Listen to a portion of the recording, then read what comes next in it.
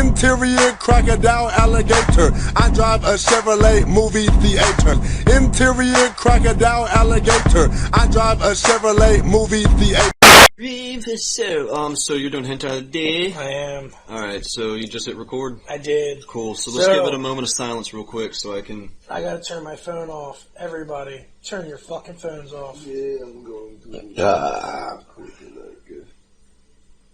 I'm gonna do it right now.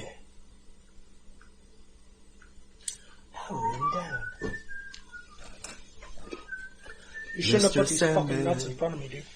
Fuck my asshole. I should not have put these nuts in front of me, though. Put some nuts in front of you. So I got a hentai of the month, dude. We started a new thing on here. We're gonna do hentai of the month. I have to say, was that new? Every month. No. Every month. Every month. Instead It's of day, January, it's a month.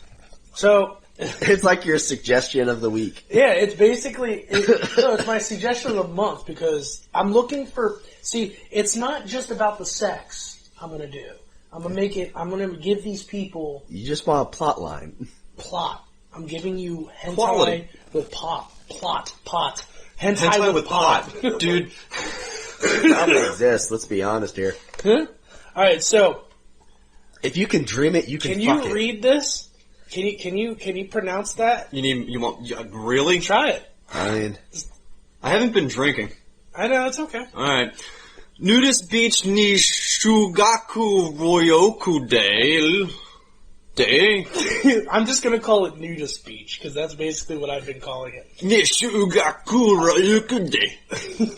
Mangaka. That's it. Hold on. Shimuwazu no Okina. AJ found a new talent, dude. AJ, say it in dumb fuck American now. Nudist beach ni Shugaku Ryukao Day. Mangaka Shiwazu no Okina. Okay, so this is here's my thing. I see that it had one volume, but it was published a year and 2 months apart. How do you pull that off? It has one volume but different chapters. Oh, so they released it in chapters. That's what I think it happened. I didn't look up the... I thought they would just release it as a volume. I'm about to go, this took a long time to get it there. It's a long time. Alright, so this one's kind of a doozy, alright? Because it's fucking weird. Break it down. So, what if you had the opportunity to take a school trip to the beach? But not just any beach. What if this beach was filled with more than you had hoped for? What's the beach, Mike? Like donuts. Like donuts. I guess they're kind of like donuts. Or onion rings in my case.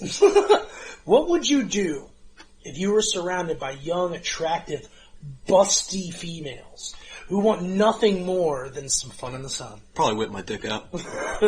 Well, you certainly answer all those once you hop on the right nudist beach Ninshuyuku Ryoku as you're thrown right into the fun with beach balls and other bouncy objects that you can just play with. Okay.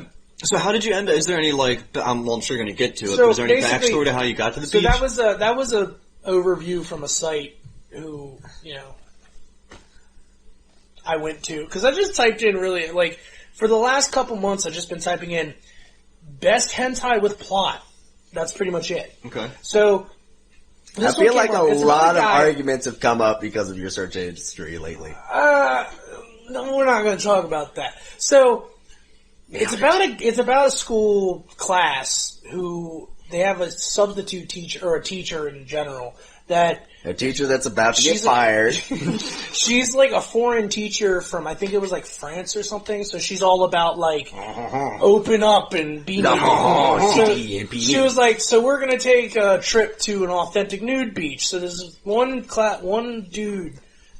It's like the class gets naked, and then there's all the dudes there, they're just looking at each other like, I can't get a boner with all these guys around. That's just weird. Fucking hate it when that happens. And then there's one guy who gets a boner, and the teacher goes, okay, it's rude to be erect. Let me take care of that. At the nude beach. Hold on, it gets even better. So, what I decided to do, because you all are full of hormones and ready for sex, I opened up a tent where the girls can help the boys de-erect themselves. Oh. She's just throwing out condoms like a rapper throwing money at a strip club. So while all the guys are just like, wow, there's all these hot chicks that I go to school with for the past, 4 years, and they're all naked, but dude, there's so many guys around that I just can't get a boner. I want to get a boner so I can go into the tent. It's the cuck tent, dude. So all the guys end up turning gay as a well, plot no. twist? What ends up happening is what ends up happening is the guy that gets a boner has he admits himself that admits to everybody that he's a sex fiend, but he's a virgin. Okay. So one chick gets him off, and then she's catch 69. One chick gets him off, and then he doesn't go down. So it's literally like a 200-page manga about how all these he fucks every chick in the class. Okay. Because he can't get soft. And that's the story. I was about to say, does it just keep panning back to the other guys like, come on guys, stop looking at me. They're basically like, what do we do? What are we supposed to do? Wow, they've been in that tent for a long time. I wish I could pull up an excerpt of it, because it's fucking hilarious. Guys, stop looking at my cock. I'm trying to get in the jack-off tent. Dude, it's actually really fucking funny. It's actually a really good manga, despite it being a fucking sex manga. Reminds me of that episode of South Park. It's like, ooh, it's a ghost. Fucking yeah, it's a ghost. Gotta go in the sex tent. Can I be alone with the computer for 5 minutes? I think, alright, so if you guys want to check that out. Wait, did you check out any of it? Did you actually, watch any? It's a manga. Well, did you read any of it? I read all of it. Of course he fucking read all of it. On a scale of 1 to 10. On a scale of, I'm personal review. I'm gonna give it a 5. I'm gonna give a 1 to 5 instead. Okay. Because that's just an easier scale. I'm gonna say between interesting plot, interesting ways that they end up trying to get this guy off, the interesting, just whole fucking thing in general is I can't get my boner down, so all these chicks are like, ooh, a dick. I take off points because there's a couple lolly scenes that I'm not into, so I just skipped all that shit. That was 20 pages of little girl looking bitches getting fucked. So legal. I give it because it was funny and made me laugh. I'm gonna give it 3.5. Okay. 3.5. I say go check it out because it gave me a real Seth Rogen vibe. Okay. It was one of those kind of comedies. It's total fucking absurdity. Yeah, it was just weird. So all right, AJ, how dare you try to call him out for not being an upstanding journalist? Yeah, man. Of course Of course I read 100% I need journalistic the material to make sure that I can give a good review. It's like listening to an album, AJ. Why do you think I gave Wormrod a 10 out of 10? Yeah, because I listen to that fucking album religiously. Yeah. Woo! Yeah. So, we got Drug of the Day up next. Yes, we do. And we have a very popular drug. Probably the most popular at the moment. Lots of pills. Lots of pills. This is the gateway shit that gets most people on heroin and stronger shit, fentanyl, On the gradient probably goes oxycodone pills. Well, you don't really get on fentanyl. You just kind of die. Yeah, someone just kind of slips it in your shit. You're right. You're right, dude. The fucking FDA just approved a super fentanyl. No. Wow. My mom works in the medical field, and when she heard that fentanyl is getting mixed in and stuff, she's like, what the fuck is wrong with people? No! Side, AJ. You know what's sad is that, I don't know, man. It takes such a small amount to fucking kill you. You don't get any second chances with fucking fentanyl. Have you seen that billboard in Baltimore that has the little, it's on a penny?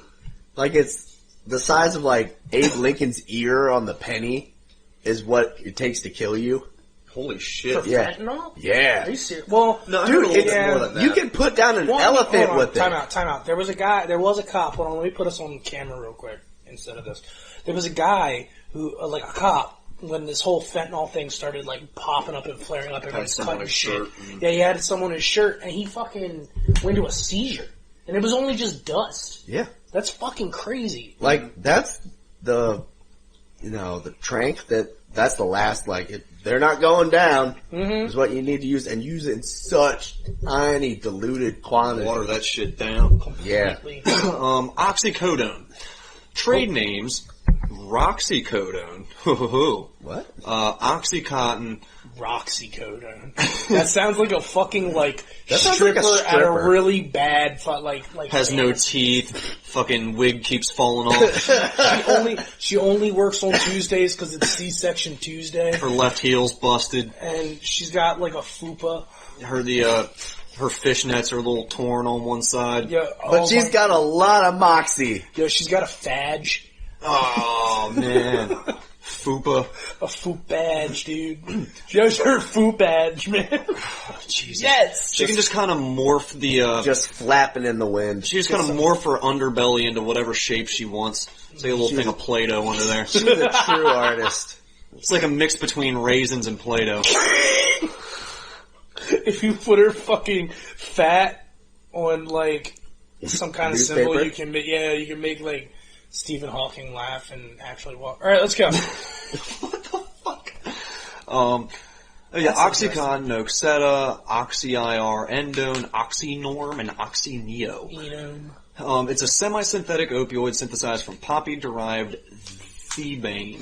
Thebane. It sounds like something from Scientology. You got thebanes in your system, I man. got You need to get some them out. Thebanes in my system, dog. That'll be $35. Grab this magnet.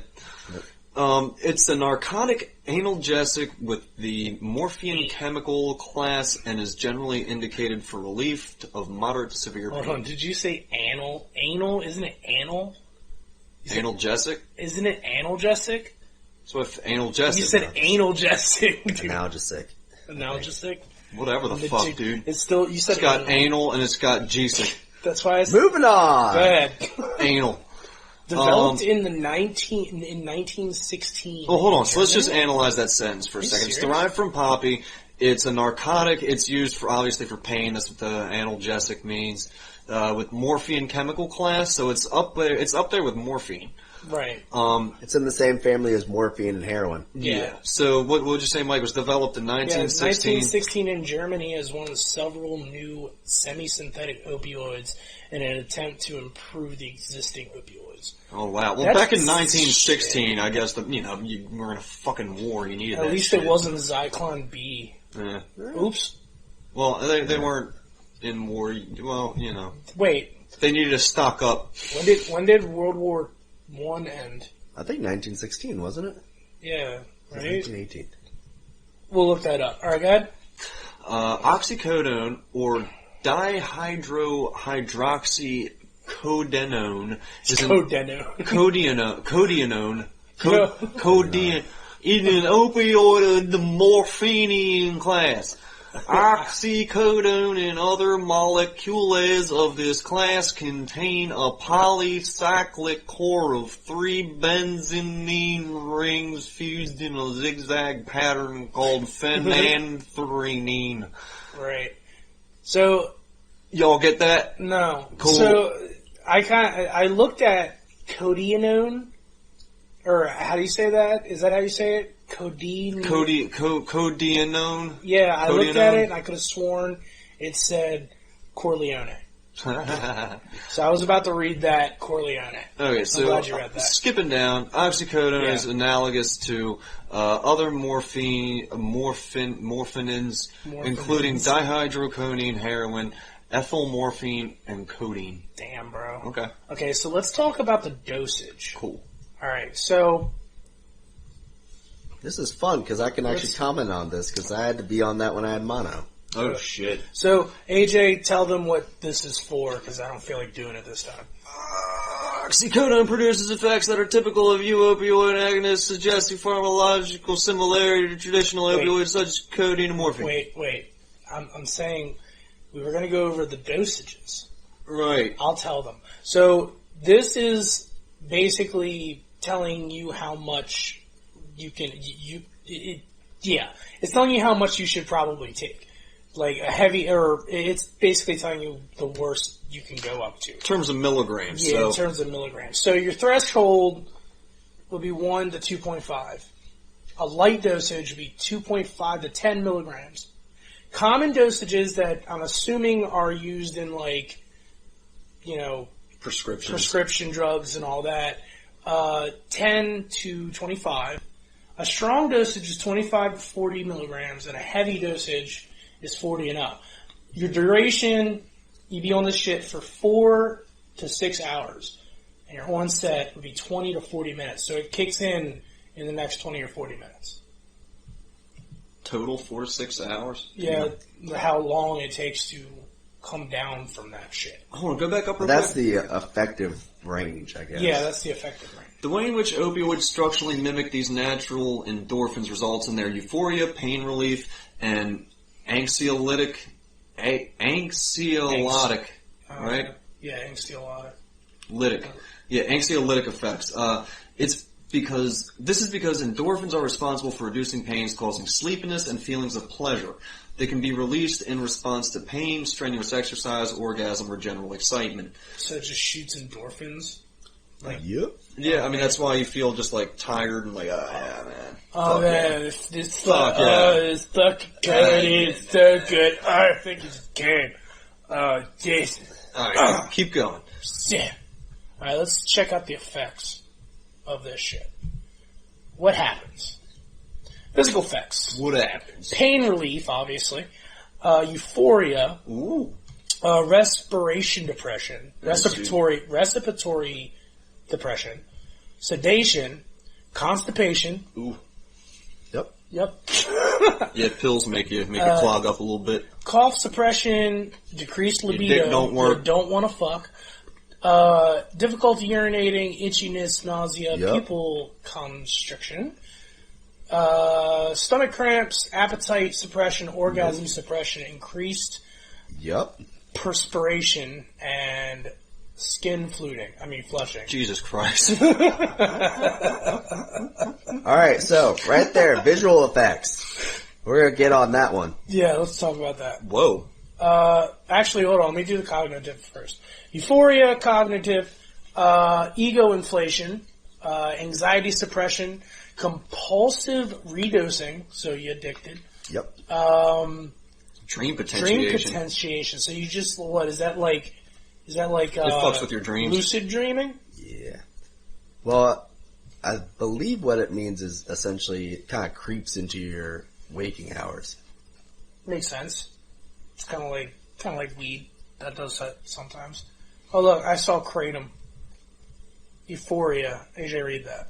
This seems to be caused by the opioid receptor agonism, downstream dopamine reinforcement in comparison to other opioids. This particular substance can be considered similar to cognitive euphoria when compared with that of morphine, diacetylmorphine, heroin, and more intense when compared to kratom and hydrocodone. The sensation itself can be described as powerful and overwhelming feelings of emotional bliss, contentment, and happiness. How did you stop at hydrocodone? We're talking about oxycodone. Man. Okay, visual effects. Internal hallucination. One may experience a state of semi-consciousness and hyper-eggnog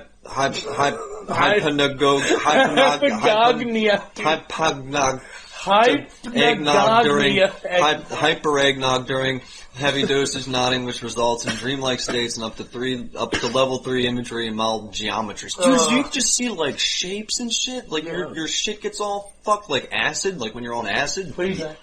Yeah, so they put me on that when I had mono, but they didn't know that my body weight had dropped down like 35 pounds. Like the Holocaust levels. Yeah, so they gave me way too fucking much. So it made me see shit. You see like shapes and shit. I'm sure. Well, I thought I was in Shadow of the Colossus at one point. Damn. That's good. And I fell and I freaked out. Also, Kingdom Hearts 2, not fun on that. You will die a lot. Because all the colors and shit, you just get super distracted. Damn. And that's why I don't use pain pills anymore. Well, what game is good for pain pills? I have no clue, because, like I said, after that, I said, I'm never taking these again. And I haven't. Good. Fuck that. Yeah. Fuck that. This is why I don't But yeah, it does constipate the shit out of you, and I don't think I peed for the entire week that I was on it. Jojo no pee pee. Joji no Joji no No, poo no, poo. Gigi, Jojo no poo no. poo. Jojo need apples. Maybe. Oh my Apple god, juice. but Apple juice. McDonald's is so fucking good when you haven't eaten anything in like a week. I believe it. Oh my god. All that fat and sugar Just overloads the brain. Oh yes. Oh, McGangbang, yes. Wow. Alright, internal hallucination. One may experience a state of semi-conscious. I just, Yeah, you God, did. fucking You did. I kind of want McDonald's Keep now. going. Toxicity and harm potential.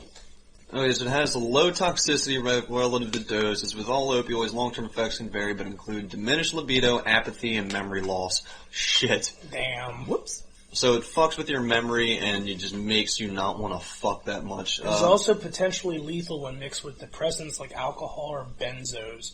Damn. Oh, man. It is strongly recommended that one use harm reduction practices when on this drug. Pad your house. Just soundproof the entire thing. Don't drink. Don't drink. Make sure no fucking electric outlets can be touched. Hide your friend. What is it? Hide your friends. Hide your wife. Hide your wives. Because they're raping everybody around here. Tolerance. As with any other opioids, the chronic use of oxycodone can be considered moderately addictive with a high potential for abuse, and is capable of causing psychological dependence among other certain users. When addiction has developed, cravings and withdrawal symptoms may occur if a person suddenly stops their usage. So, I mean, we know. The more you use something, the more, addicted, and the more addicted you get, the more tolerance you build up to something, and eventually your body's just taking massive amounts of shit that normally no one would survive just so that you can get a little tiny high. I just want it. I suck your dick. I'm just trying to feel different, Suck man. your dick. Chasing that dragon. At this point, I just want to feel different, man. I just want to feel different. I don't want to feel like this no more. God help me, please. Fucking bees in my teeth. Every time I'm on the oats, man. Every time I'm on the oats, I see Jesus. I'm telling you, man. The following lists, That's how I used to be a preacher. the following lists some known dangerous combinations, but may not include all of them. Okay, so we got depressants. This combination potentiates muscle relaxation, amnesia, sedation, respiratory depression. At higher doses, it can lead to a sudden, unexpected loss of consciousness. Okay, so Dude, it's fucking stimulants. faint. Yeah, pretty much don't mix this with more shit that's gonna do the exact same fucking thing. I wonder how, honestly, weed is pretty good on oxycodone. I had my tonsils taken out and I got prescribed it. But I never took it because I wasn't a bitch. Mm-hmm. I just smoked weed. I was fine. But I did take it like once or twice and I smoked weed after it and I was like, Well, not that bad. weed is a little easier on the system than most drugs, and it's also a matter of, there was probably something going on, because smoking weed also fucks with your blood pressure a little bit, and there probably was something going on inside you that probably shouldn't have been going on blood pressure-wise, but, it's a matter I of, did like... twitch a couple times. Well, luckily Mike's still here, Yeah. so Yeah. let's not do that again. Shut up. Don't tell me what to do, Dad. Stimulants. It can be dangerous to combine depressants with stimulants due to the risk of accidental excessive intoxication. Go back to your fucking dog bed in the front room. It's over here now. Oh, it is. Yep. Shit, why'd you move it? I told you not didn't. to move that anymore. I Let me didn't. guess, you got cookies in it again, didn't you? Are you sure? Are there You're cookies? holding out on it. AJ, are there cookies? Not. Dude, I What? see this man passed out on this dog bed with a plate of cookies in his chest. I was about to say, if I had cookies, you only know about them. Why? I gotta hide my cookies. Why do I want McDonald's so bad right now? Because you just said that, like, I guess you're remembering the feeling you had Oh, when it's you good. didn't eat. Oh, and a for Slurpee too? Oh. I don't have a God. fridge. I have a vault in the ground that I have to bury because anything that I want to eat or store for later, I literally have to bury from these motherfuckers. I'm a This is monster. This is kind of interesting right here. What's this stuff? The legal issues with it. Oxycodone is subject to international convention on narcotic drugs. Whoa. In addition, oxys is subjected to national law that differ by country.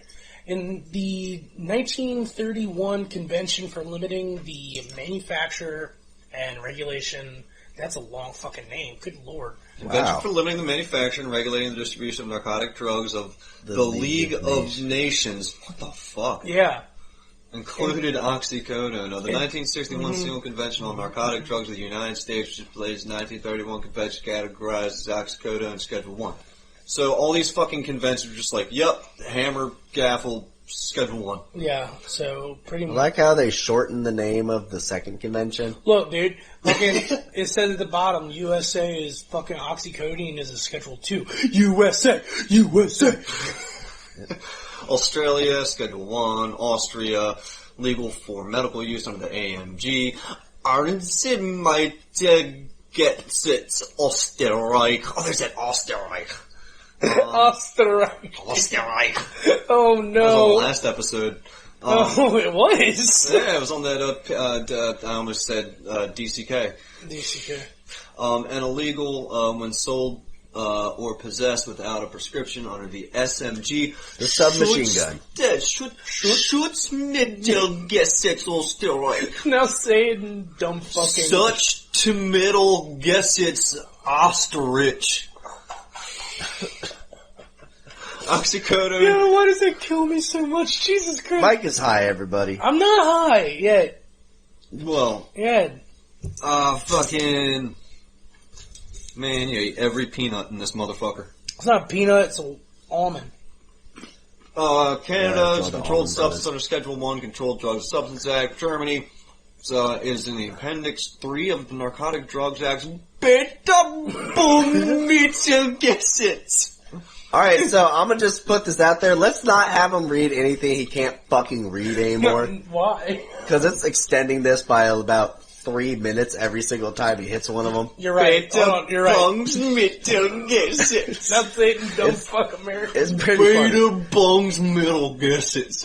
Wow, that's kind of the same. BTMG. Alright, so Is that a band, BTMG? Hong Kong, That'd be kinda Schedule cool. 1, Singapore, Class A, UK, it's Class A, USA. USA. Alright, scroll down. Are we good here? Do we know? Yeah, now we're good. Do we know enough Yeah, about right. this fucking drug Yeah, now? now we're See, done. also, more drugs. More drugs. Alright, so So, yeah. Don't do this, or if you do it, do a small amount. And when you do the small amount, don't mix it with anything and don't drink on it. Remember, do it with your pastor. Yeah. Do it with your pastor. Crush it up and sniff it off your pastor's cock. AJ put these little chocolate covered seeds in front of me and he expected me not to eat them all.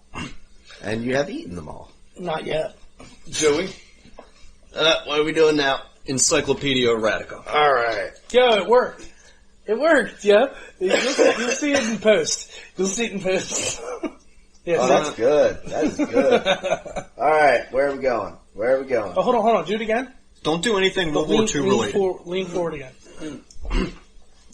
Yeah, now lean forward. More.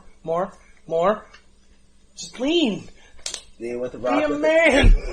Alright, there you go. Now you can't. Okay, good. Alright, I don't know what the hell we're doing here. Man, Open Alright. the book and find something. I don't want that. You know the dealio. I don't know what just happened. It's been like forever since I've done this. 'Cause somebody doesn't like to call me Okay, for shit. then we'll talk about it then. Joey's going to open up the book to a random page That I choose, apparently. that he chooses, and he's going to read something interesting if he can find one. Yeah, here we go. Were any countries besides Switzerland neutral during World War II? That's a good one. Hold on, let me pull Joey up. There you go. Go Okay. ahead. Tell us a story. Yes, in its official stance of neutrality, Switzerland was joined by Spain, Portugal, Sweden, Turkey, and Argentina. Fucking pussies. Just shit. funny because I'm pretty sure Spain was in the Axis, weren't they? At one point, I believe. traitors. Italy was like the main one. Maybe I'm thinking of World War One. Hmm. However, post-war findings indicated the neutrality of these countries, with the exception of Argentina, was not an absolute policy. Some have described these countries as only nominally neutral.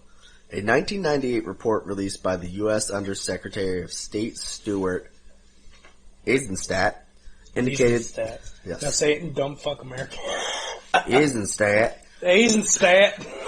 indicated that the Swiss had converted Nazi gold to Swiss francs and that Germany had used that exchange to buy minerals from Spain, Portugal, Sweden, and Turkey. Those bastards. The report further pointed out that Sweden had allowed 250,000 Nazi troops to cross its country in order to reach neighboring Finland, where the Germans fought Soviet forces. Eisenstadt, who headed a U.S. government effort to determine where Nazi gold ended up, was assisted in his research by the State Department historians. Although the investigation's reports were critical of these neutral countries, Eisenstadt also pointed out that all the countries were in difficult positions during the conflict. So they just kind of like, they got out of war, they go, hey, Switzerland kind of has the right idea. And they all just go neutral. John. Let's see here. Oh, wow. For example, why do something when we could do nothing? Exactly. Exactly. Why are we going to fight your war for you? For example, Switzerland was completely surrounded by German-occupied countries. Nevertheless, Jewish groups brought lawsuits against the Swiss government and 3 Swiss banks for their role in converting looted Nazi gold into currency during World War II. Nice. Dope. Yep. Fuck yeah. So, that was it. You want to do another one? You want to try another one? Oh, I mean, I'm still down for some learning. I need to learn something. Did we? Alright, well, we're still in World War II. Let's get the fuck out of World War II. Yeah, just find something that's not World War II. Okay. This is like half the book. Yeah, it is. Alright, here it is. What is Golgotha? Okay. Well, that's a good Besides an awesome band name, That is pretty good, man. Golgotha is the Hebrew name for Calvary, the site on a hillside outside ancient Jerusalem where Jesus Christ, 6 BC to 30 CE, was crucified. Question mark, question mark. Yes. Citation No, I mean, needed. that's... Citation needed. Those are actual dates. There was a guy that was crucified on those dates. But Well, whatever, yeah. yeah, alright, so... Though the exact site is unknown, it is believed to be where the Church of the Holy Sepulchre is located. The Church of the Holy Sepulchre. In which Max and Igor are still in the band. Yeah. Fuck yeah. Yep. And... Oh, that wasn't as good as And I that's thought it. it'd be. So, Yeah. thank you, Joey. Golgotha. Appreciate that, bro. Hell yeah. So, what we got next, AJ? Now, since we got Joey here, I decided it'd be a good idea to get into some metal shit, and I have a ton of motherfucking articles. So why don't you pull up those articles? We got a lot of shit to talk about. They're all in the article folder. All of them. Okay. Oh, here's a good one. Jonathan Davis thinks Korn, Limp Bizkit, and Deftones were the something of new metal. Last Guardians. Oh, Last Guardians. Big art of real rock bands. Real rock bands. Real rock bands? No. No. Nah, dude. There's still plenty of bands that are kind of like pushing that shit. Okay, I think while like people like fucking, I don't know, like I Paul think he's talking McCartney about and like the Elton stadium John bands. are still touring. But still, can we not talk about like Limp Bizkit in that like good of a like, regard, please? Boston's still touring. They're a fucking stadium band, if any. I don't know. I don't think Rocks is still But kind no, of he's alive. saying they were like the last new bands that did that kind of. Yeah, they're like talking they're the about, last yeah. big push of that, which I mean, they're not complete. He's not completely wrong, but I figured it'd be bands But- like Creed and Nickelback and all that shit. which is around the same time. Yeah. well, okay. Let me put it this way: But that's all new metal, and he just has a boner for new metal. 21 Pilots sold out every show on their tour so far. Which is lame. I'm just saying, like that's still technically a big rock band. Yeah. You know? But I think after they came out, the focus kind of got turned to more underground shit anyway. So yeah, True.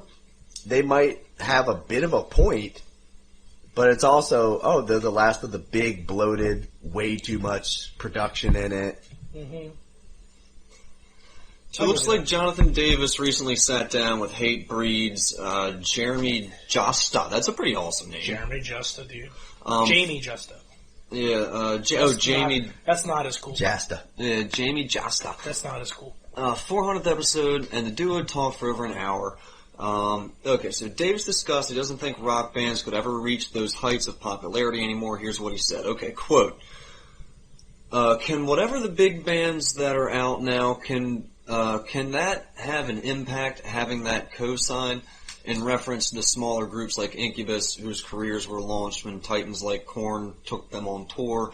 Davis responds, no, not the same caliber as like We Could. I've always said this last batch, Korn, Deftones, Biscuit, all those bands from that time, that was the last guard of that time, of the big real rock bands. That time has come and gone. No one's ever going to do it like we ever did. No one's ever going to have that experience. It was larger than life. We were up against pop bands, dude. I mean, he's not wrong, though, because the way that rock music's going nowadays, like, it doesn't seem like there's going to be any big push towards, like, really big fucking stupid bands. It's like because Kiss EDM and hip-hop have kind of taken over. Yeah, that shit's pretty much... Now they're the rock stars. You know? It's like EDM and rap and shit like that have pretty much taken over every genre of music at this point. I mean, the whole SoundCloud thing has kind of ruined music because any jackass with, you know, a microphone and, you know, pirated software and an interface can make whatever they want now. Well, you can't really say that because at the beginning of the internet, we had that technology at our fingertips, but we never utilized it like that. Yeah, but now they are. Now they are, but that doesn't mean that, you know, 20 years ago before the SoundCloud stage happened, people, you know, wouldn't be just kind of popping up. If people were doing it more back then, it'd be the same way it is now. So I'm just saying that gave it the platform for people to go, oh. Well, yeah. People getting famous off of doing nothing. I mean, like, some people who have been heard on SoundCloud they kind of deserved it a little bit. So like, Post Malone, I don't really like him. He's not too bad, but he's not bad. You know, like he's better he's than also most a of the shit that's coming legitimate out now. musician too. Yeah, like he can. I saw him doing a really good Bob Dylan cover. He can do so many different. He can play so many different instruments. It's crazy. Yeah, like, and he still racks the bum look. Yeah. Well, he actually is pretty true to the bum thing, from what I hear. Like, he doesn't fucking bathe regularly. It's funny. I saw a video of him hanging out in like a guitar store. Those, you know, one of those guitar YouTube things where, you know, they'll do a, you know, oh, look who's coming into our shop today. Holy shit, it's Post Malone, and like, apparently that was the one where he's been coming for years. And then it was like, yeah, I don't know why he's doing that rap crap, but he's a fantastic musician. That's what he wanted to do, man. Yeah. I'm not trying to be arrogant or nothing, but it was like us against the pop bands, us against the Britney Spears and the Backstreet Boys, and then we were so embraced by the hip-hop community when we played there were a bridge between the hip-hop community. There were a bridge for people from hip-hop to get into, like, rock and stuff like that. So. And, you know, you can't... They kind of help the spurge of shit like hardcore bands, too. You know, like...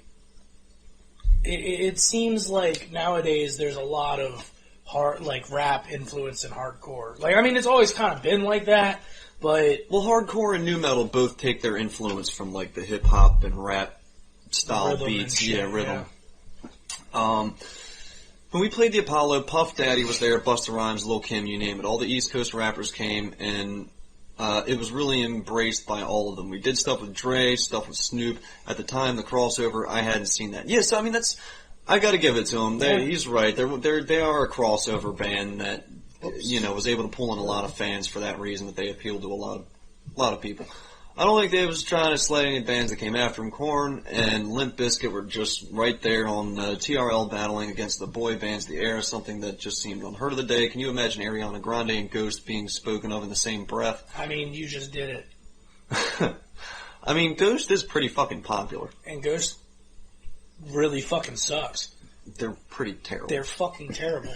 The only bands I can think of that truly broke out in the mainstream since the late 90s would be Slipknot shortly after this, although arguably part of the same wave. See, I agree with that, because I feel when I think of Korn, I think of Slipknot. Mm-hmm. You know, because they were pretty much the... I wonder how, like... Korn, Slipknot, and ICP was, like, all of what the fucking people that wore those really baggy, chainy pants in high school listened to. It's the truth. And, you know, and they're kind of right about the next one. System of a Down, also same wave, which they're not really new metal, are they? Kind of. I mean, they're kind of like, they're post-new metal, maybe? I just call them like hard rock, Yeah, really. I feel like just they're just metal, a blend of shit. regular like, metal. Very avant-garde. Yeah. And then a few years later, Avenged Sevenfold, which, you know, that's kind of impressive because they blew the fuck up quick. Like, they came out with Waking the Fallen. But think about it. It says right at the end of when MTV showed music videos. Mm-hmm. Yeah. Well, I mean, Korn had an outlet to show people, you know, every week. They've got a video out on MTV playing. Yeah. These days, you don't really have that. Yeah, You got all it is YouTube. fucking... Yeah, you got YouTube, but everybody else is doing the same thing. Like, MTV picks your fucking music video out of thousands. I mean, that's a big deal. Yeah. So perhaps Davis is onto something here. What do you think? Alright, so fuck the interview. Why can't I listen to it? AJ, Because no! it's a PDF! Yeah, I have to take screenshots of articles because I can't save the whole fucking thing. It's okay. But, Biscuit hit the studio. yeah, dude, I got one for you. What's up? Do the Rivers of Nile articles. I have to read them. That's it. It's all the way to the right. This one? Up. Rivers of Nile. Okay. Rivers of Nile wretched members have formed a Seinfeld-themed band.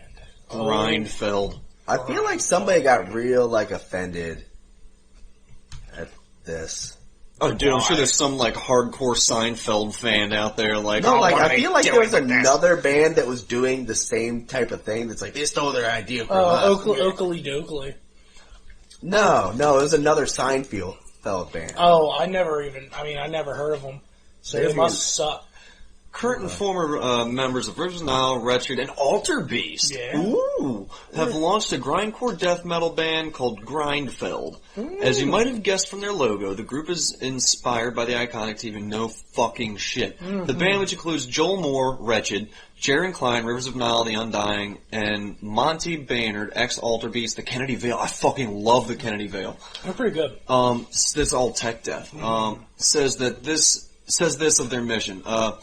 Making light of the mundane drudgery of average day life, simply a thin veil laid over the nihilistic truths put forth by Larry David and Jerry Seinfeld during the quintessential time in our collective generations. What a fucking dick. Like, why would you... You could have just said, like, we like to joke around, you know, in this nihilistic world put forth by Larry David and Jerry Seinfeld that was really important to our fucking childhood. I mean... But, related Rivers of Nile and Alter Beast and Fury Tour. Hey, look, Abiotic. I haven't heard about them in a while. Oh my god. I got you. So, hold on. A photographer got fucked over by Arch Enemy, and I don't know too much about it. I need to read into that. Do you know anything about it? Yeah, I've been reading a few things about it. I don't Pretty know much the anything whole about thing is, when companies use his stuff, he, requires them to pretty much buy it, or they can make a donation to a charity. Usually he picks a charity. I think it was like $500 to buy it, or you can make a $100 donation to a cancer fund. Yo, where is it? I'll see it. What was it? I think it's Thunderball Clothing. Shared a picture of Alyssa from Arch Enemy, and this picture had already been shared millions of times with different people. He doesn't care about that as long as credit is given. But this one, it didn't have his watermark on it, and they're using it to promote the stage clothes she was wearing. Right. So, and then it gets put forth to Angela, and Angela's banned that guy from any Arch Enemy dates. No. Being a photographer at any Arch Enemy shows, period. Mm-hmm. For, ever. That's kind of... I don't know who's more fucked. They're kind of getting... Yeah, they're really kind of getting... So, AJ... Bad. It looks like I did not send it to you. That's fine. Let's do this one. I want to do this one. one. Well, this one was actually kind of important. It was a big deal. A lot of people do like Arch Enemy. Do you want me to send it to you real quick? Can you read it? Yeah. We'll do it. We'll put it up in post. I'll put it in post. What's the timestamp here? 46 minutes. Okay.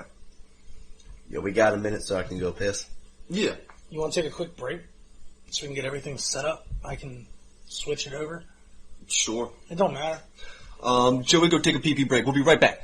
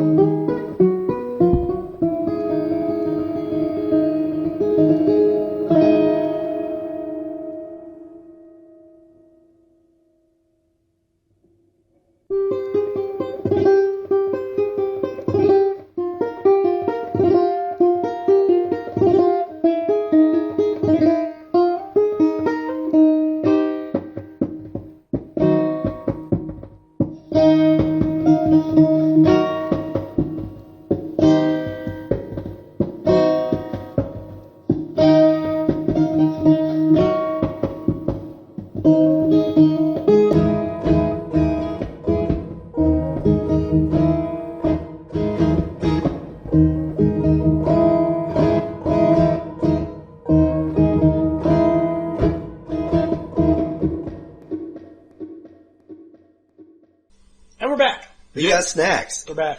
Yeah. We didn't do our. You know, we didn't do our intro. We didn't do our intro. God damn it, AJ. It's okay. I'm LordMikeBedlam. And I'm ScowlingAl. And we are the Podunk Bucks. We are not saints. We're the Podunk Monks. Oh. That's Joey. Yeah. He just woke up from this thing. Eating ass. Eating ass. Got a little poo-poo stain on the beard. Got dingleberries in the beard. Dangleberries. Dangles. Oh, isa man scheiße. Oh, yeah. Oh, yeah. So, this is a bad time to be eating chocolate ice cream. Oh, yeah. You have just set me up for If there's anybody, hold on. Poo-poo, doo-doo, caca. If there's anybody who can Photoshop just big old poop. Joey, get some of that chocolate on the spoon and just tongue it for a second. No. For thumbnail purposes. No. You've got the thumbnail, the one where it makes. Oh yeah, hold on. Let's look at the thumbnail. Nah, fuck it. Let's get into this news. People will see the thumbnail. Yeah, all right. So where we left off was arch enemy. The photographer, got pissed off because apparently, what was that, Joe? You gave a pretty good synopsis. A clothing company that endorses, Alyssa, formerly of the Agonist, now in Arch Enemy. Was it the agonist or the antagonist? The Agonist. Okay. A clothing company, I believe it was called Thunderball Clothing. Thundercunt? Yeah, Thundercunt. something like that. Mm-hmm. Put up a picture that he had taken that had already been shared a bunch of times and commented on. But if you share it, he doesn't care. But when you're using it as an ad for your product, then you have to buy the photo. Right. Which is understandable. Using it for commercial purposes. Yeah. Like, even Alyssa put it on her Instagram, and he was like, that's cool. Yeah. No, that's fine. She's not advertising anything. But these people were. So he pretty much sent out his form letter, which pretty much says, hey, I do not mind when people use this for private uses, but when you start to use it for commercial usage, here's, I charge, I think it was €500 for it, or if you'd like to, you could make a €100 donation to a charity of my choice instead. Jeez Louises. Yeah, that's pretty. I mean, that is actually pretty cool to use your commission to literally just cut it in half and give it to charity. Yeah, basically, you're a socialist, sir. Most people are, but back in June 1st, covered Florida Rock. Oh, back in June, I covered Florida. You son of a bitch. Fantastic Metal Festival. Why do you always cough into your hand and not your shoulder? God damn it. Good. Alright, don't even try that. Just a fantastic metal festival in the Netherlands. Nijmegen. Here we go again. Nijmegen. Nijmegen. The Isn't Netherlands. that a dragon in Skyrim? Nijmegen, dude. Nijmegen. Nijmegen. That's what I'm naming my child. God damn it. Nijmegen. Nijmegen. The Netherlands. Schmegma. I had the opportunity. Nijmegma. I had the opportunity to shoot bands like Dragon Force, Watain, Tyr, Ailstorm, and Arch Enemy, all of whom are not only really fun to photograph, but also extremely talented musicians. Yeah. This being the Netherlands, shooting the festival also meant dealing with quite a bit of pain. Hold on. Let me get rid of this white thing is pissing me off. Dealing with quite a bit of rain, particularly during the first day. Arch Enemy were particularly unlucky in this regard since their set coincided with a massive downpour. This meant that I had to juggle my equipment while hiding under a poncho, trying to make sure it didn't get too wet to function. Still, the effort was worth it. Oh my god. Okay, so... Alright, yeah, we get your pity party, bro. And the result of that first day was an image of Alyssa, singer of Arch Enemy, that...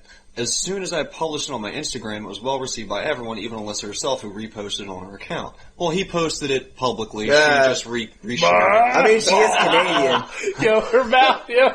Holy shit. If the teeth were up here, holy shit, that's great. Oh But my yeah, god. she seriously is Canadian, though. Yeah, sure. That's perfect. Yeah. She is Canadian, yo.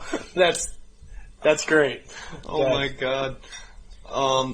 Just as I Canada. saw that fans were reposting the photo, something that I tend to turn a blind eye to as long as they don't edit the images, I noticed that a company named Thunderball Clothing had posted to promote their products. Ooh.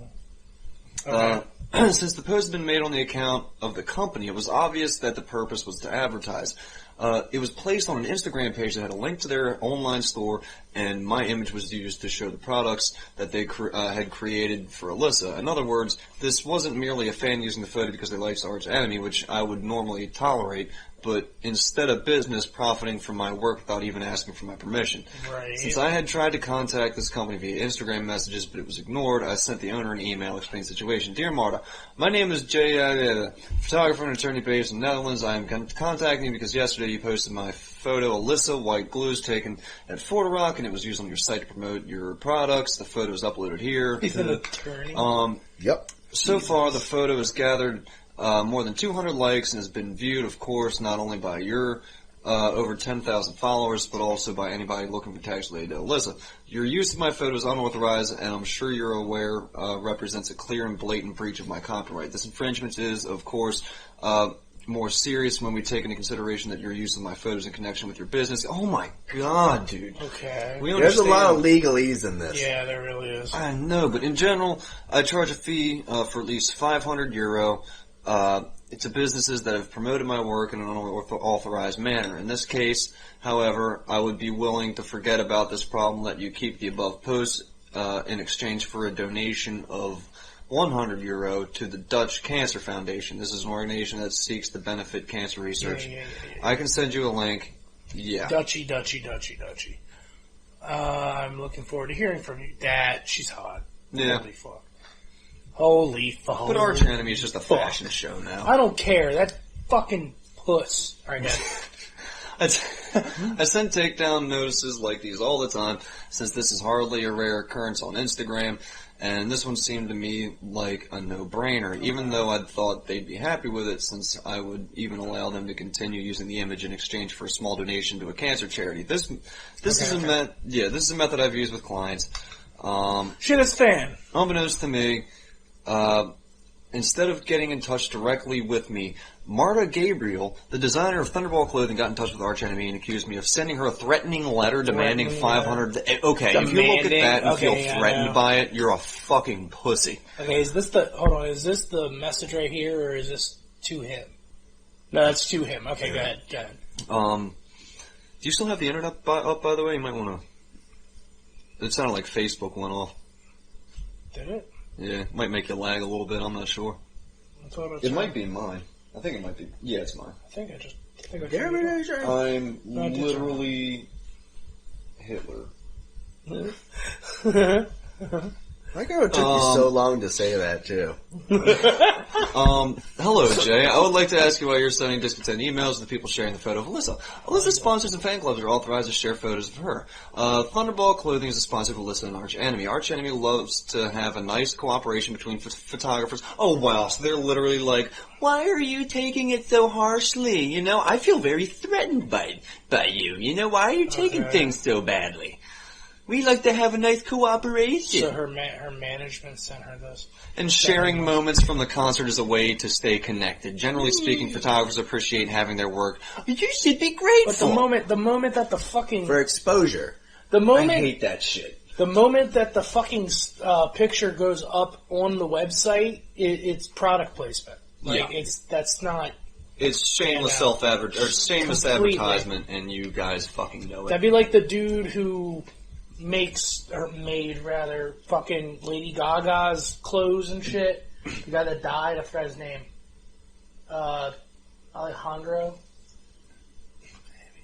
Whatever, like, it was some fashion designer she was friends with that she wore all of his clothes and shit. And it'd be like him just saying, hey, I'm taking this picture. Not giving anything to her. So go ahead.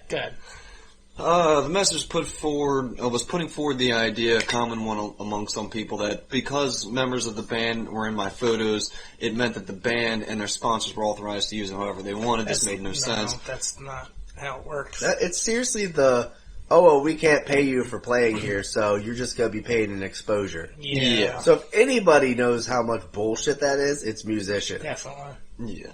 I wonder if Alyssa even knows about it.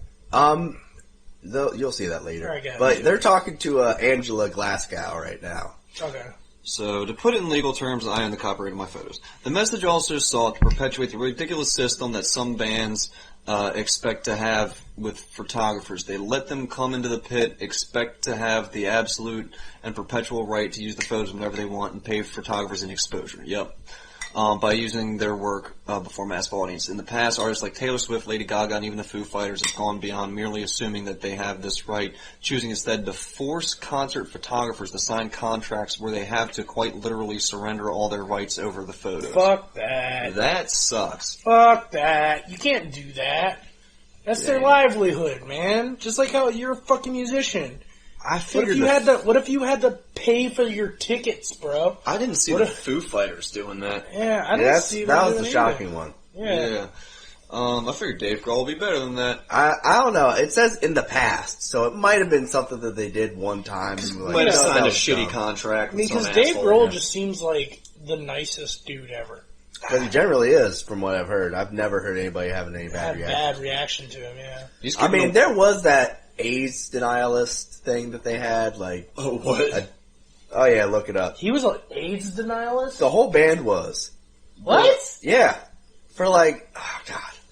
It was like early 2000s, and they quickly were like, you know what, this is stupid. There's this whole movement, like, that HIV and AIDS weren't related in any way.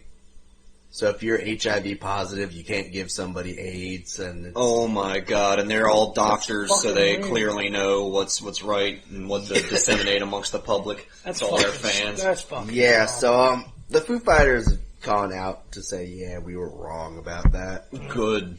Coelho is aware of the fact that most photographers are not exactly versed on legal terminology, that photo pits aren't great places to read contracts, and that many photographers simply can't afford not to shoot a big band. Artists have been able to profit from many photographers. That sucks. He's basically saying, like, you know, photographers are in a place where, like, some of them can't say no to just getting the exposure of shooting a big band and doing it for free. It's true.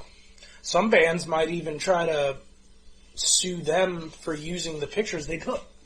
Still trying to give them the benefit of the doubt.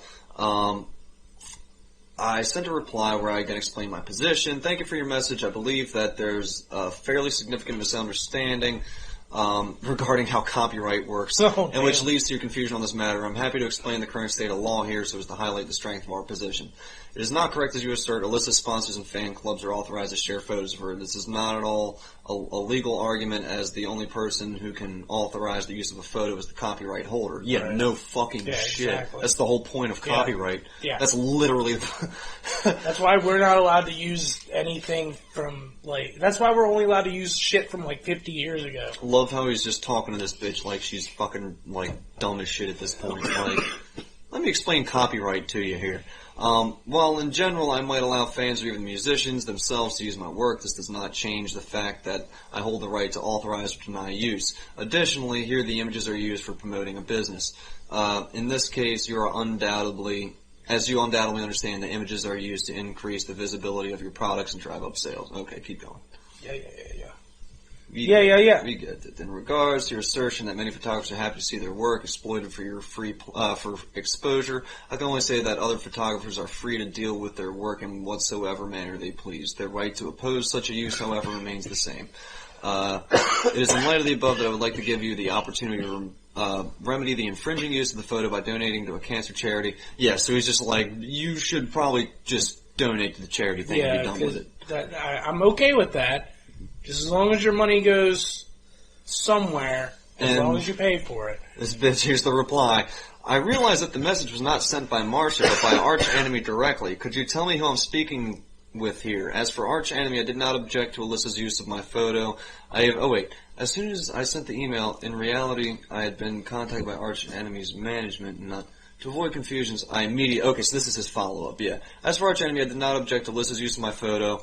Of course, this would be my right. The problem is that now my work is being used to promote a product. Okay, so keep going. Oh, this clarifies the situation. Thank you, come again. This wasn't the first time a company used my work. Jesus illegally. Christ, I think we get it by now. Alright. Well, I want to read more of the fucking... Fair enough, Mr. Stammen. We immediately removed the picture that you took in photograph. By the way, we are sure you don't mind that you are not welcome anymore to take pictures of Arch Enemy performances in the future. By the way. Festivals or solo performances. I have copied in the label reps and booking agents who will inform promoters no band wants to have photographers on their site who later send such threatening correspondence to monetize on their images.